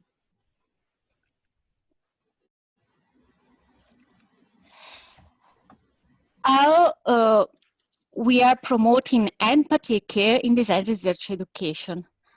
In order to help students in expanding their circle of concern to other people involved in the project and encouraging them in acting, we give them example of how to act such on empathy, such listening, observing, questioning, but also by creating opportunity to practice through discussion, use case study, and specifically by design experience. I would like to show you this picture. They are showing experience performed by one of our design units, in which a community has been involved in a co-creation section. So students have had the opportunity to practice, to foster social skill, to explore what others are thinking, and practice taking another perspective. I would like to show you a few outcomes provided by students in their project. In this slide, I'm showing the diagnosis of uses and demand, explored by one of the students working on Palermo and the issue of migrants and their integration. The diagnosis of the stakeholders network and the development of a general program that is not focusing only on spatial strategies, but also social strategies to provide skill, social skill, professional skill, and promote in social integration. That is another experience of another module, design unit module, that has explored the possibility to build commons, starting by exploring street vendor typology and defining, proposing a social spatial strategy in which you can see the student explore the current relationship between vendor and the context and the strategies, the social strategies proposed for changing this situation and the relationship. Another experience in design, in a different design unit, is focusing on how to engage citizens in circular economy practices, starting from for involving people understanding behavior, need, and aspiration, and exploring opportunity for engaging, exploring a vision for involving citizens in practice to transform the waste as a resource, in which different initiatives are combined together. It's not focusing only on community interest initiative, but also new job, new enterprise that can be can promote a local economy. This vision has been introduced in a system, a circular system, like this student explore and propose a system that is not only focusing on a spatial solution, but is mixing social initiative with a spatial proposal, as well as economical opportunities. To conclude, I would like to also highlight challenges of promoting empathy and care in our design unit because of stereotypes, feeling different and distant from our person, feeling distressed by concern for another people, as well as the difficulty of engaging people. What I think is we share and we experience as a opportunity is using design research education for promoting empathy care across students, to facilitate, to help them in becoming facilitator and promoter of new form of sustainable development in city, and also design research education as a way to improve and promote critical thinking, intellectual independence, and also the ability for exploring new way of doing architecture. So even if challenges in future can change, students, we hope will be able to identify appropriate support and promote other new way for doing architecture. Thank you. That is all for me. So I would like now to leave the space, the floor to Elena. Thank you, Elena, for being here, and I'm looking forward to about your presentation. So, okay, I'm stopping sharing. Okay. I guess that means I've got to share now. What can I share with you today? Share.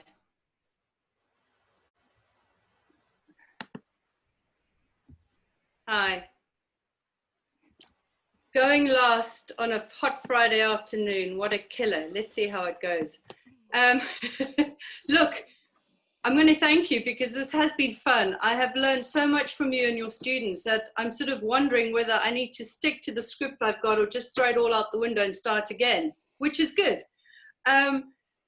I hope that I stick to the 10 minutes. I'm going to put the timer on because I tend to kind of go overboard. So when it stops at 10, I stop speaking and we pick it up from there.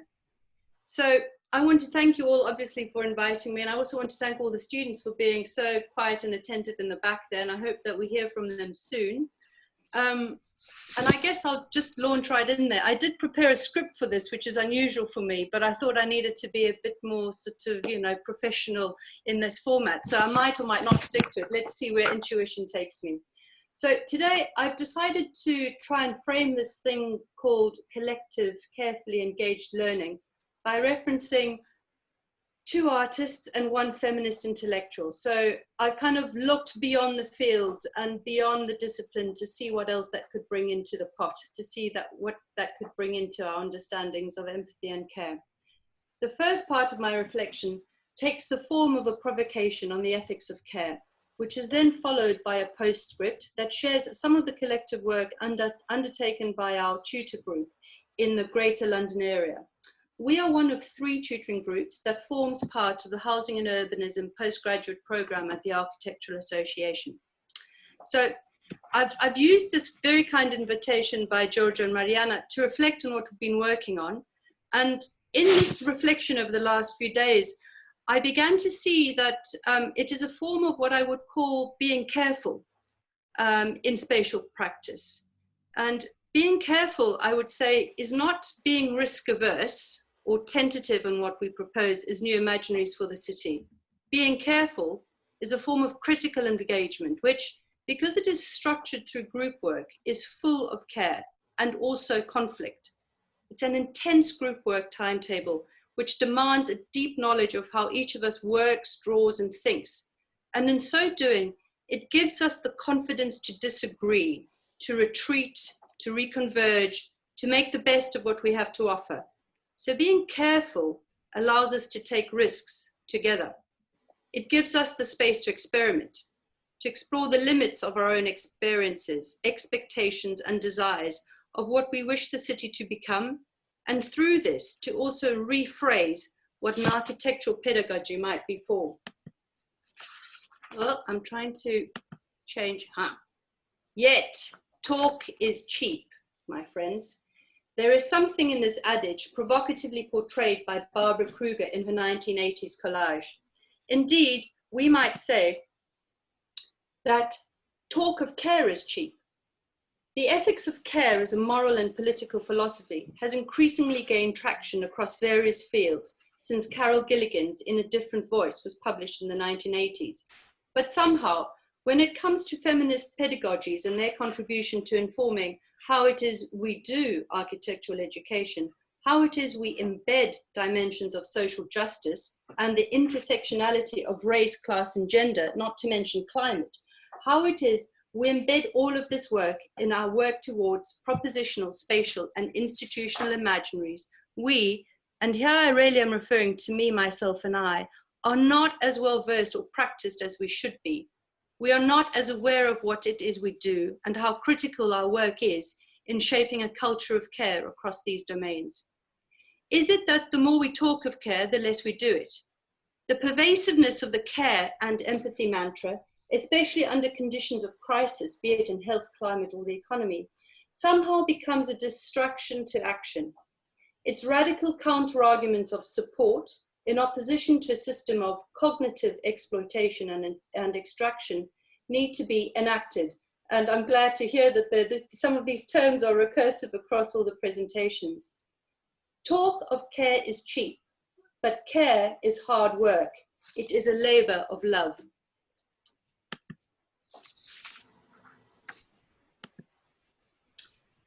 I would be lying if I said that our journey of forming a culture of collective non-hierarchical learning was a consciously derived method.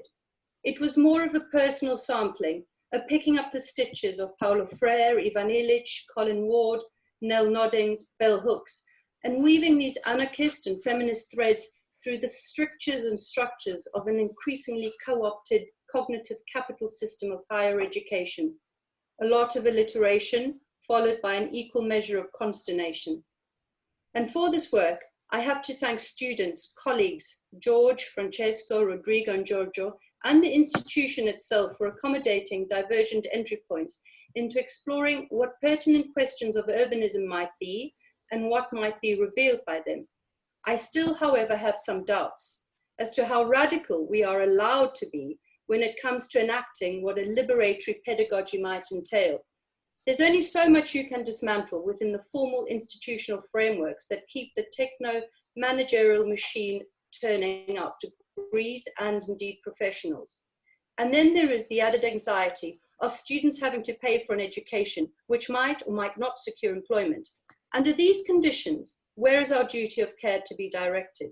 To ensure we enable students to produce portfolios of work acceptable to commercial practice, or to facilitate critical and analytical thinking? It is a loaded question. The stakes are high.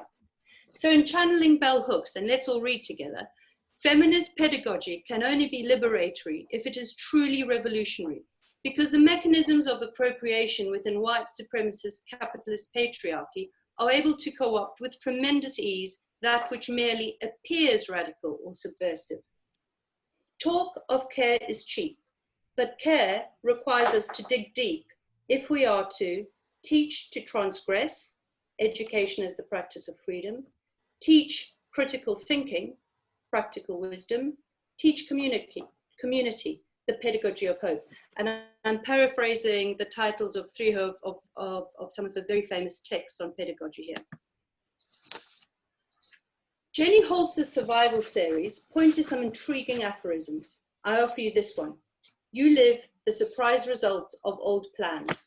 It is a gift to take with you, a cause and pause for reflection, not only with respect to the systems of hypercapitalism we are subsumed by, but also with reference to other legacies we carry and nurture through our spatial practice. The questions, promises, and provocations of cooperative and mutualist endeavors, property, possession, domain, forms of freedom and governance. Being careful in spatial practice then would enable us to articulate a complex assembly of these dimensions and layers, an assembly that demands us to be more conscious, more engaged, so that we might frame an imaginary of surprising new plans, new protocols, new processes of spatial practice. Being careful is not about being cautious. It is about transgressing boundaries of disciplines, of canons, and the visible, invisible limits of our curricula and what is deemed acceptable. That was the end of part one. Part two, postscripts. Now, let's see how many minutes I've got left here. 2 minutes. As a postscript, I thought I would share the collective learning and research undertaken over the last 4 years with many students and the following colleagues, Francesco Zudas, Rodrigo Meli, and Giorgio Tolocci. So a quick outline of how we work. Work is produced collectively by a group of between 8 to 10 students in term 2, about a 12-week process. So it's very compressed, and it's also part of a much broader taught lecture component. So we have little time and much to get through. The group elaborates an overall argumental strategy, which then frames individual smaller subgroup propositions and projections. And Housing and Urbanism as a postgraduate program offers 3 of these, let's call them tutoring groups, each of which explores different methodologies and sets of urban questions, contextual and conceptual sites. So I do have 3 to show you, but perhaps we can go through quite quickly on the screen. What I wanted to say is that what defines how our specific group works is a non-hierarchical way of working. It is constantly reiterated that we're not teachers, but facilitators, and that we are not experts or claim any sense of control over the domains of knowledge that we're all exploring together. So, however, easier said than done in a group work environment of 9 to 10 students who come from different design cultures. There is a lot to navigate, a lot to learn, a lot across both or multiple domains here. A lot of discussions which are led through literally drawing out arguments, positions, and the spatial translation of concepts that might range from anything from the good life, the Green New Deal, to foundational economies, donut economics, and off we go. From the outset, a position rather than a brief marks out the outlines of a theme that initiates discussion about conditions and topics of larger social economic transitions in the city. In this sense, the work matters. It matters in as much as it established the limits of what current discourse in urbanism might be focusing on, or indeed blindsided by. It matters because the themes tie back to work produced by previous cohorts of students. The work is thus collective and iterative, yet also allows for deviation and divergence of opening up new ground. Central to the approach is how design-led thinking, a design intelligence, sheds new light on questions of governance, institutional arrangements, and the complex assembly of stakeholders required to reshape the spaces and protocols of the city according to different registers of value, loosely based on an ethos of social justice. The underlying motivation is to open up, to leverage opportunities, to dream new imaginaries of the city, to shape a commons ground. So I think, look, I've overrun the 10 minutes. I wanted to give you a sense of what the last 3 years of group work has generated. This work is available on the issue platform for a more in-depth, granular discussion of what all the groups have produced. But I thought, and let me just see here by show of hands, whether I have permission to, let me see if I can see you, to continue to just give you a quick kind of fly through of the 3 groups of work. Do we have more time? Yes, go ahead. So the first group, Cooperative Urbanity 27-2018, which we worked with Francesco and George, was in fact a second year of a research agenda that looked at the potentials of inner peripheries to host concepts of the city as commons. This set was an attempt to qualify the vision of an urban area that offers a counter-argument to the hyper-commodification of spaces and services cannibalizing the city. The intention was to insert a logic of local service provision as public goods, as public wealth generated and redistributed locally. Cooperative urbanism outlines an argument for a procurement model that harnesses a hospital, a local university, and a local secondary school to form a federation of cooperatives that deliver the local production of food, healthcare, and knowledge. Regenerative Urbanity was completed last year. This was the first year of a longer research agenda that looks at the potentials of urban peripheries again as territories of spatial and institutional inventiveness. Climate breakdown poses critical challenges that force us to review and revise existing delivery models and institutional arrangements in the urban process.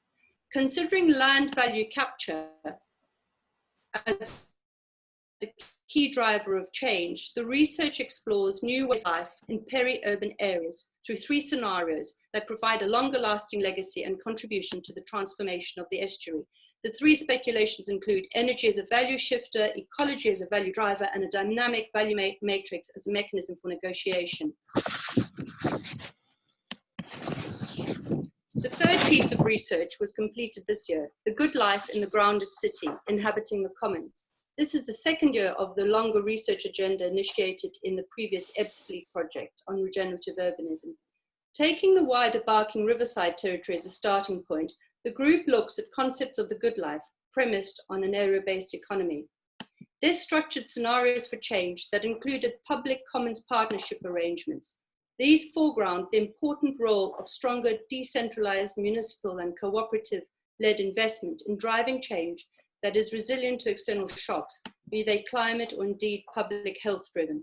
The 3 subgroups developed 3 spatial strategies, looking at epicenters as the civic focus, a commons corridor of collective public goods and services, and dynamic voids of local civic value, to complement, if not challenge, conventional market-led ideals of what value is, where it lies, and who it serves. So this little quick romp, wasn't that quick really, was it?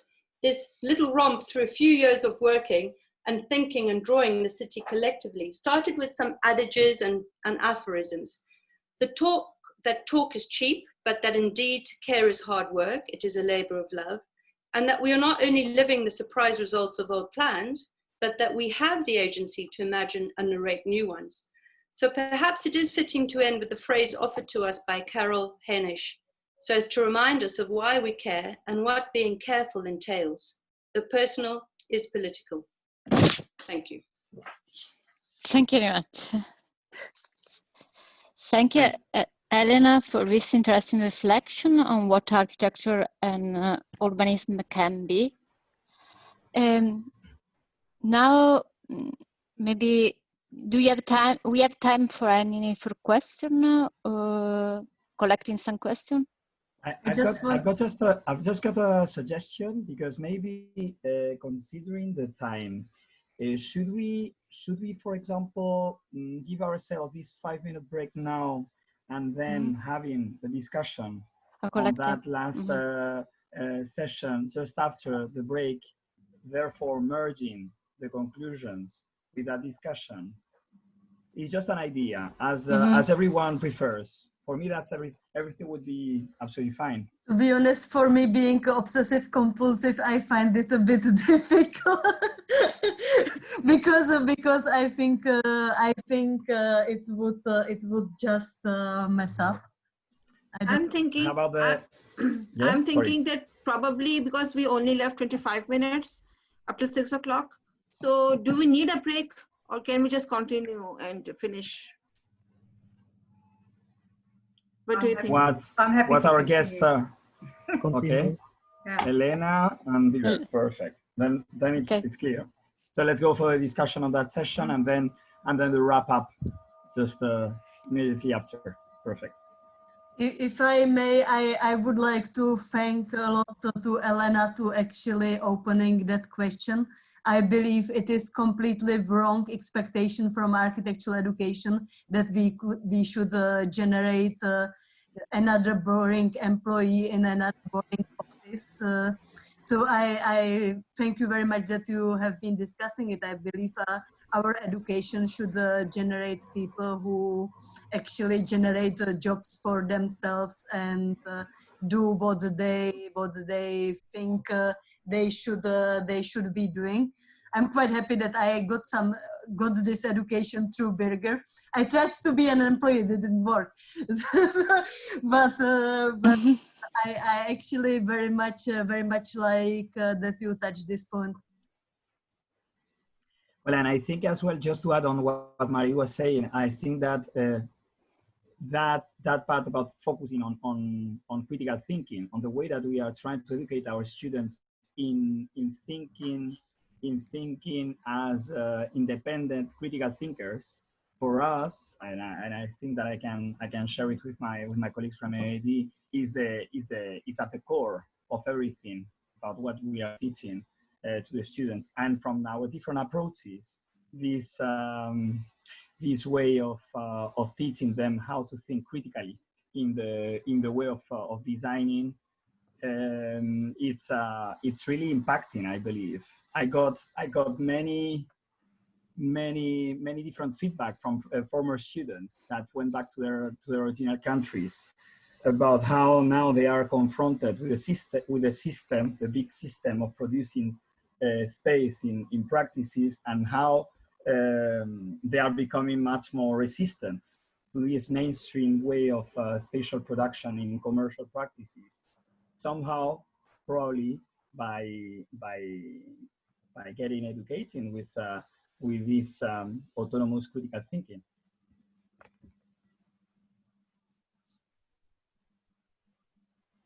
Well, I think this the time I have spent in MAD and with these kind of intellectual and very thought-provoking discussions, I have been my thought process has changed completely, because I've been teaching architecture for 8 years before coming to UK for my PhD, and I have been teaching in the same manner I was taught. That the same top-down approach of creating spaces and just creating a brief and fulfilling the brief.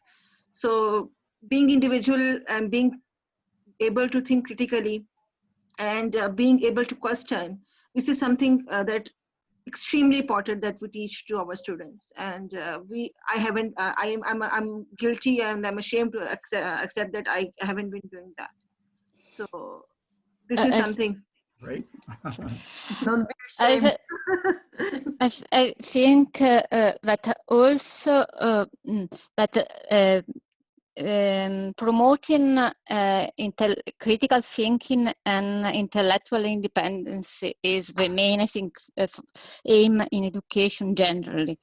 And I also think that beside giving the student the tool to build in future new also method, new approach can be a way for dealing with new challenges, and that I think is one of the best gifts that we can give them, because things are changing. So it's important building their ability to deal with difficulties rather than fixing something on a specific, for example, a specific approach of a specific method. That is learning a specific method, a specific approach is a way to improving their knowledge. But I think the most important thing is ability, their capacity to be resilient and to becoming a more a professional that can be active promoter of innovation and changing our world. That is my thinking. Look, I mean, talk is cheap, right? In preparing this, look, there's lots that we just never get right. As much as I'd like to say that our students and ourselves display a level of intellectual autonomy, interdependence, it is just a very difficult task because of the context we're in. Teaches and trains us to be passive from the start, and there's a lot to de-school. I mean, I'm using Illich again. I'm channeling all of these like 1970s free thinkers and anarchists. I don't find it straightforward. Together with our students, we don't find it straightforward. And I'm consistently humbled at my inability as a facilitator to communicate concepts and the need for critical and analytical approaches. So in some instances, yes, we act as facilitators, but hand on heart, I think a lot of the time it's as midwives, and this term has been used before elsewhere, also by our director, that sometimes have to actually kind of shove and nudge, okay, because of the students' inherited legacy of passivity from whatever cultural or design culture they come from. And it's not straightforward. And that power dimension is there, which Birger mentioned at the outset. And it's something that I think these conversations are instrumental in exposing and unveiling those difficulties in this duty of care, which is a labor of love. And it requires time. And, and the system is stacked against us because we have deliverables to make. And when there is time constraints, it's very difficult to risk an experiment. So I guess this is a kind of a plea for, yes, talk is cheap, but how do we make sure that we enact where it is we want to go, and that we slow the process down if we need more time with ourselves and our students to explore through method or through intuition where we want to get to. So this session that you've hosted, I think, has been very empowering for me to pause and reflect and understand where things are not working for the way we want to bring all of these complex concepts to the discussion, to the field of urbanism and beyond, like the commons, like circular economies, like grounded or foundational economies, like systems thinking. They don't just flash on and off the screen. I'm interested in the afterlife of these projects. Have we empowered ourselves enough and our students collectively to bring these things to bear out there, you know. So, and I don't know, I mean, it's kind of it's a plea, it's a cry for help, you know. And I think that talk on methodology is fantastic, and I will take some of this back and I will see where we can improve. But I also think that we have to, especially now in working through COVID times where we're going to be online for a lot of the time, I think it's going to shift methodologies of care and the practice of care and empathy. And I don't know, if you have some suggestions, bring them to, I'm here, I'm listening. Because I don't know how we engender this kind of intimacy which is required for the empathy that Birger was suggesting, which transcends, which is neurological, right? Which is chemical, to structure conversations, appreciations, and a deep conversation. And I don't know how we do it online. Sorry, I've kind of shifted the conversation online now, but I'd be interested to see what the systems think have to bring me. Elena, I'd love to comment on that, actually. Having struggled through this semester, this, you know, online, a really in-depth, you know, quantitative, qualitative for design. Wow. In terms of, yes, talk is cheap. You have to make it work. There are a lot of techniques, I guess, that we could share. I thank you actually for bringing up that issue about constantly trying to work out how to do it better. It's not an easy process, and I don't think anybody really truly finds it easy. Being a facilitator is a lovely idea, and we get it right. Who knows how much of the time, what percentage that might be, 50%, 60%, 40, who knows. But because it is dynamic, and if we do shift it all online, the visual analytics and all of those aspects, how to do that better? Or is it that the simplicity needs to be really well honed so that people can really take the bites of information and digest that? That's actually something that we actually talked about, because of course the students that I work with, there's multiple languages involved. So it becomes a different type of art form, I guess, trying to have the deep conversation, get the experience, and then come back and try to share what's been going on. So thank you for that lovely conversation. Thank you.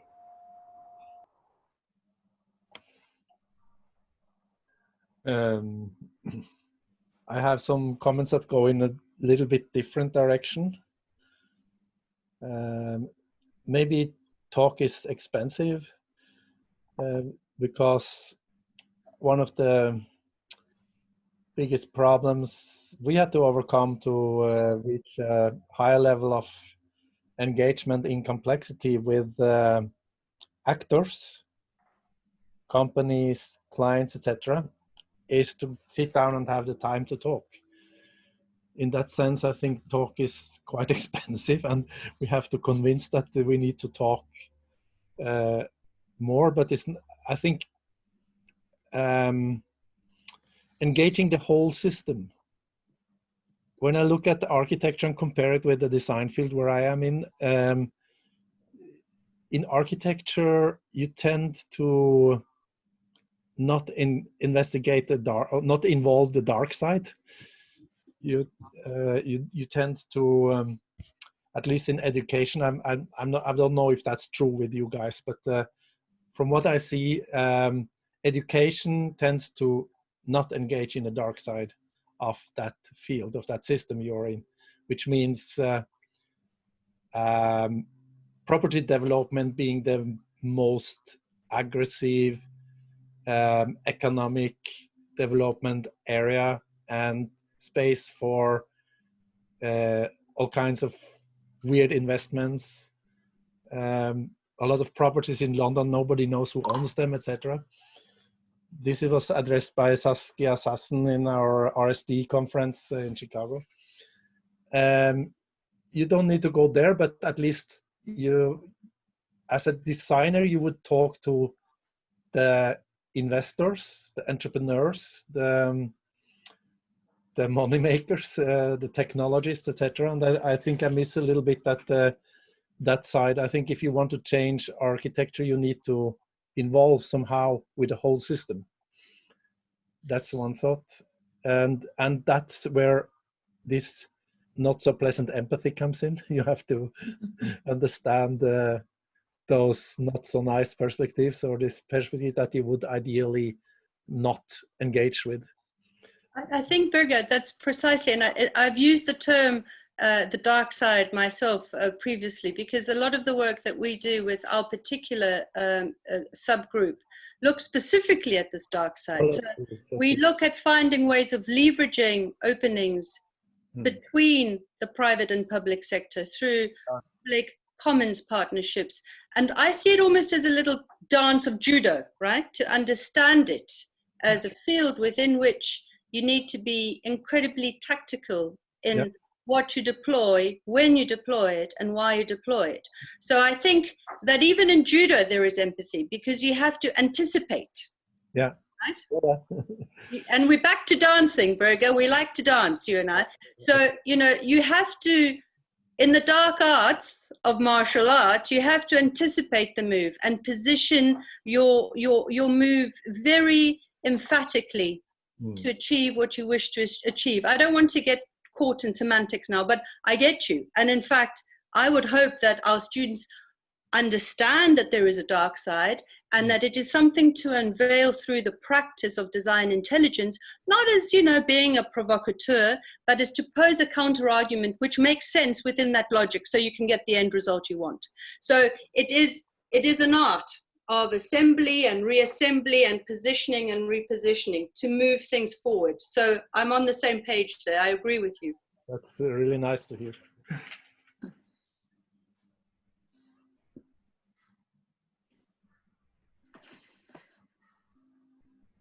Okay. We're so tired. Should we go and have a drink? Yes. On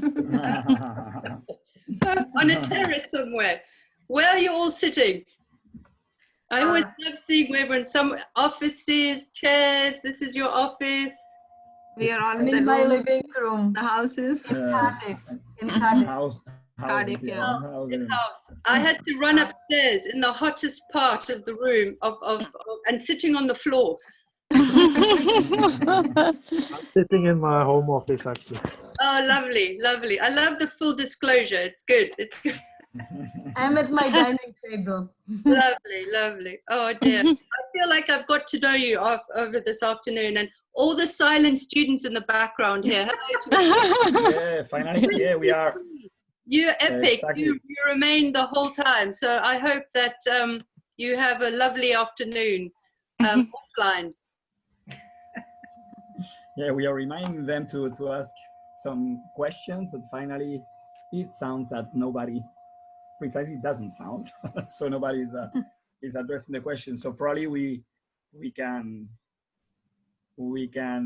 follow on with some of the different topics, the different arguments that we consider today on how empathy might be regarded as something political, the methodological aspects of empathy and care, and what we are trying to do so hard, all of us, with all these limitations that Elena was saying, and all these difficulties on educating the students on becoming something probably different from what was the mainstream architect or designer.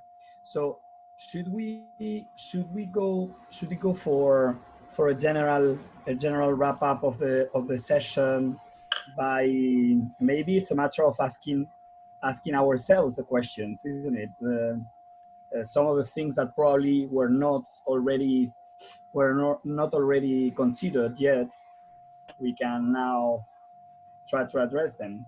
So I got a first question which is related to many of our presentations are very much related to understanding the others, to co-design, to collaborative design, to methods for community participation. But is it really enough for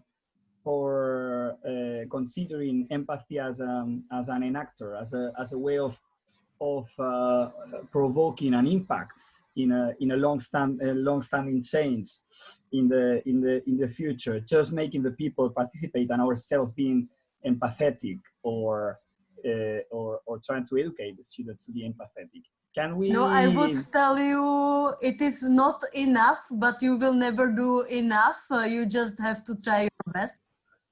Well, of course, but the thing that well, I feel quite uncomfortable about how it's so difficult, and I think that we've already commented on that. How it's so difficult to cause impact, to try to really be political, or try to impact our students through our education to become much more political and contest the mainstream way of becoming architects and becoming designers. So that part is what interests me in more, probably. So which are the other ingredients that we could incorporate into the empathetic and careful equation? I like very much Elena's statement of empathy as a very hard labor of love. Can we add on other ideas?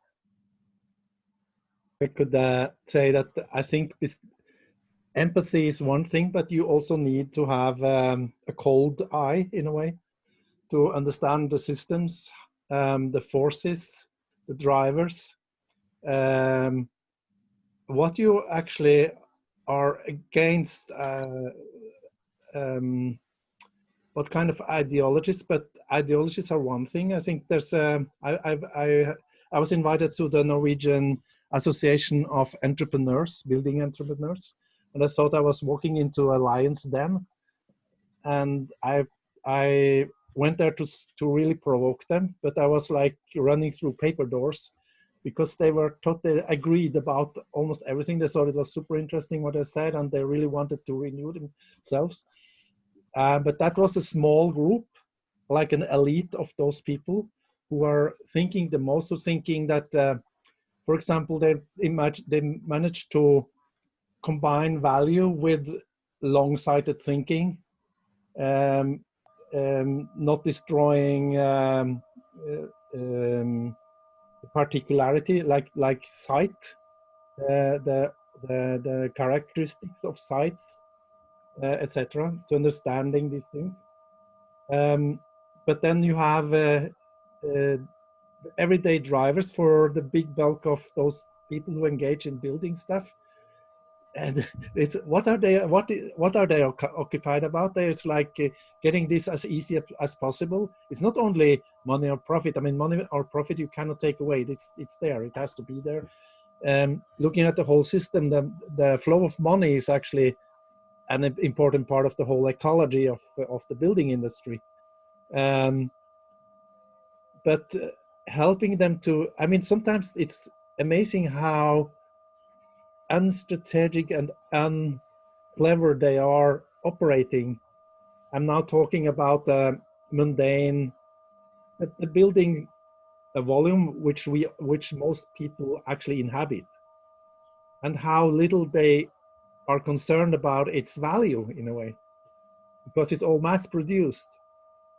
This would never happen in a design world. In a design world, you would really care for your particularity.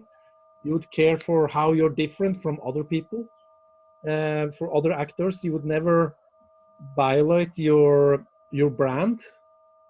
But this building industry in that sector is constantly violating its own brand, constantly getting blurred into a big mass, which is, I think, even seen from a business standpoint. Just let's forget about empathy and all our ideologies and our intentions and politics.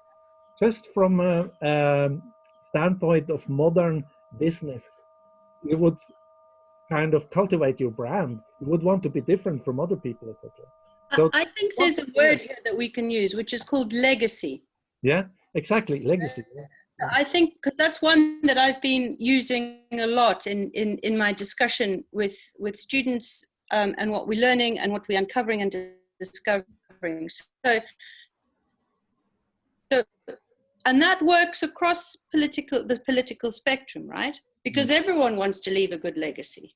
Okay, so that is a very powerful emotive term, which I think would be able to unlock a revalorization of even speculation. But what is it you leave behind?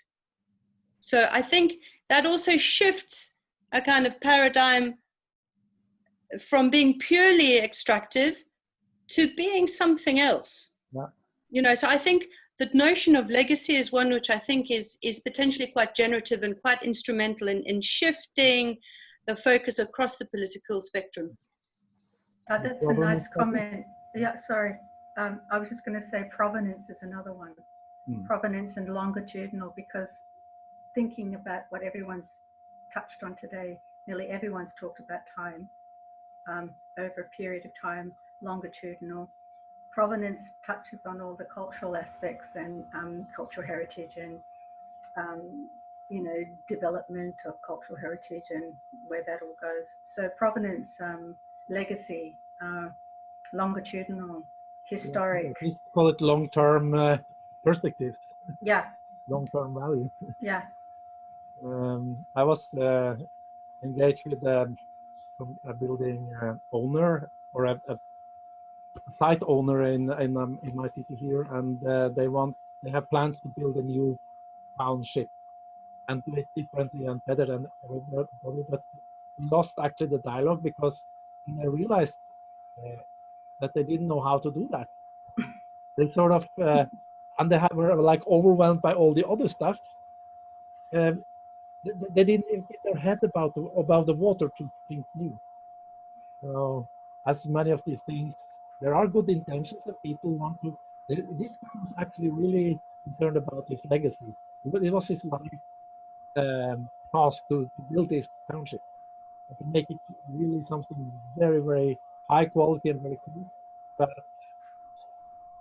the system doesn't work for him. It works against him. What's that about the you know, the path to hell being paved with good intention or something? Yeah. I don't know if I'm really not a practicing architect. I'm everything else, but so maybe I'm just loud here. But there are some things there that I think are highly interesting that are on the system level, like looking at the whole system and try to see what can be done on a helicopter scale. I don't know.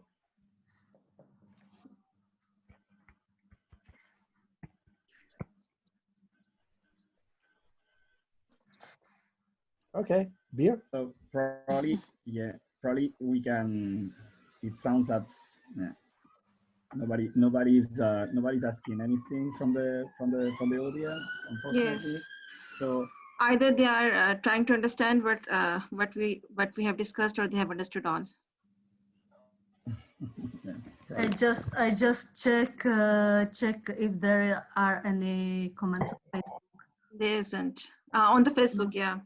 Okay. Very soon. Trying to understand. We got very nice, very nice. Thank you. We got some likes, but we didn't get any comments. yeah. But it's good to get some likes.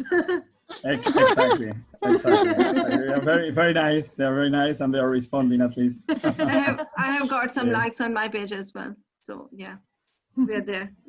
Okay, and excellent. I think that concluding the conversation with these different terms of value, diversity, legacy, and as well provenance. I think it's a very, very good way of connecting with our different sessions and our different topics. And I'm now thinking about my own research and my own work, active work there in Palermo, in other cities, in interculturality, and those words are very important indeed in that respect. So probably should we leave it there? Probably, is there any other comment I would like to make, or would it be okay? So I just would like to thank you to our speakers. That yes, exactly. So this is what I wanted. Thank you so much to Birger. conversation. Thank you so much, and to Elena. And thanks very much for all the team as well for making this this happening. Okay, and thank you. thanks to Giorgio who Giorgio, actually organized Giorgio for organizing. a lot of work. Absolutely. Yeah. Yeah. Absolutely. So let's see if we can catch up very soon for another session. Okay, thank I you would very love that. much. Thank you Thank very you. Bye. Thank you. Thank you. Bye, everyone. Bye. Bye, everyone Bye. in the See you. audience. Bye. Okay. Bye.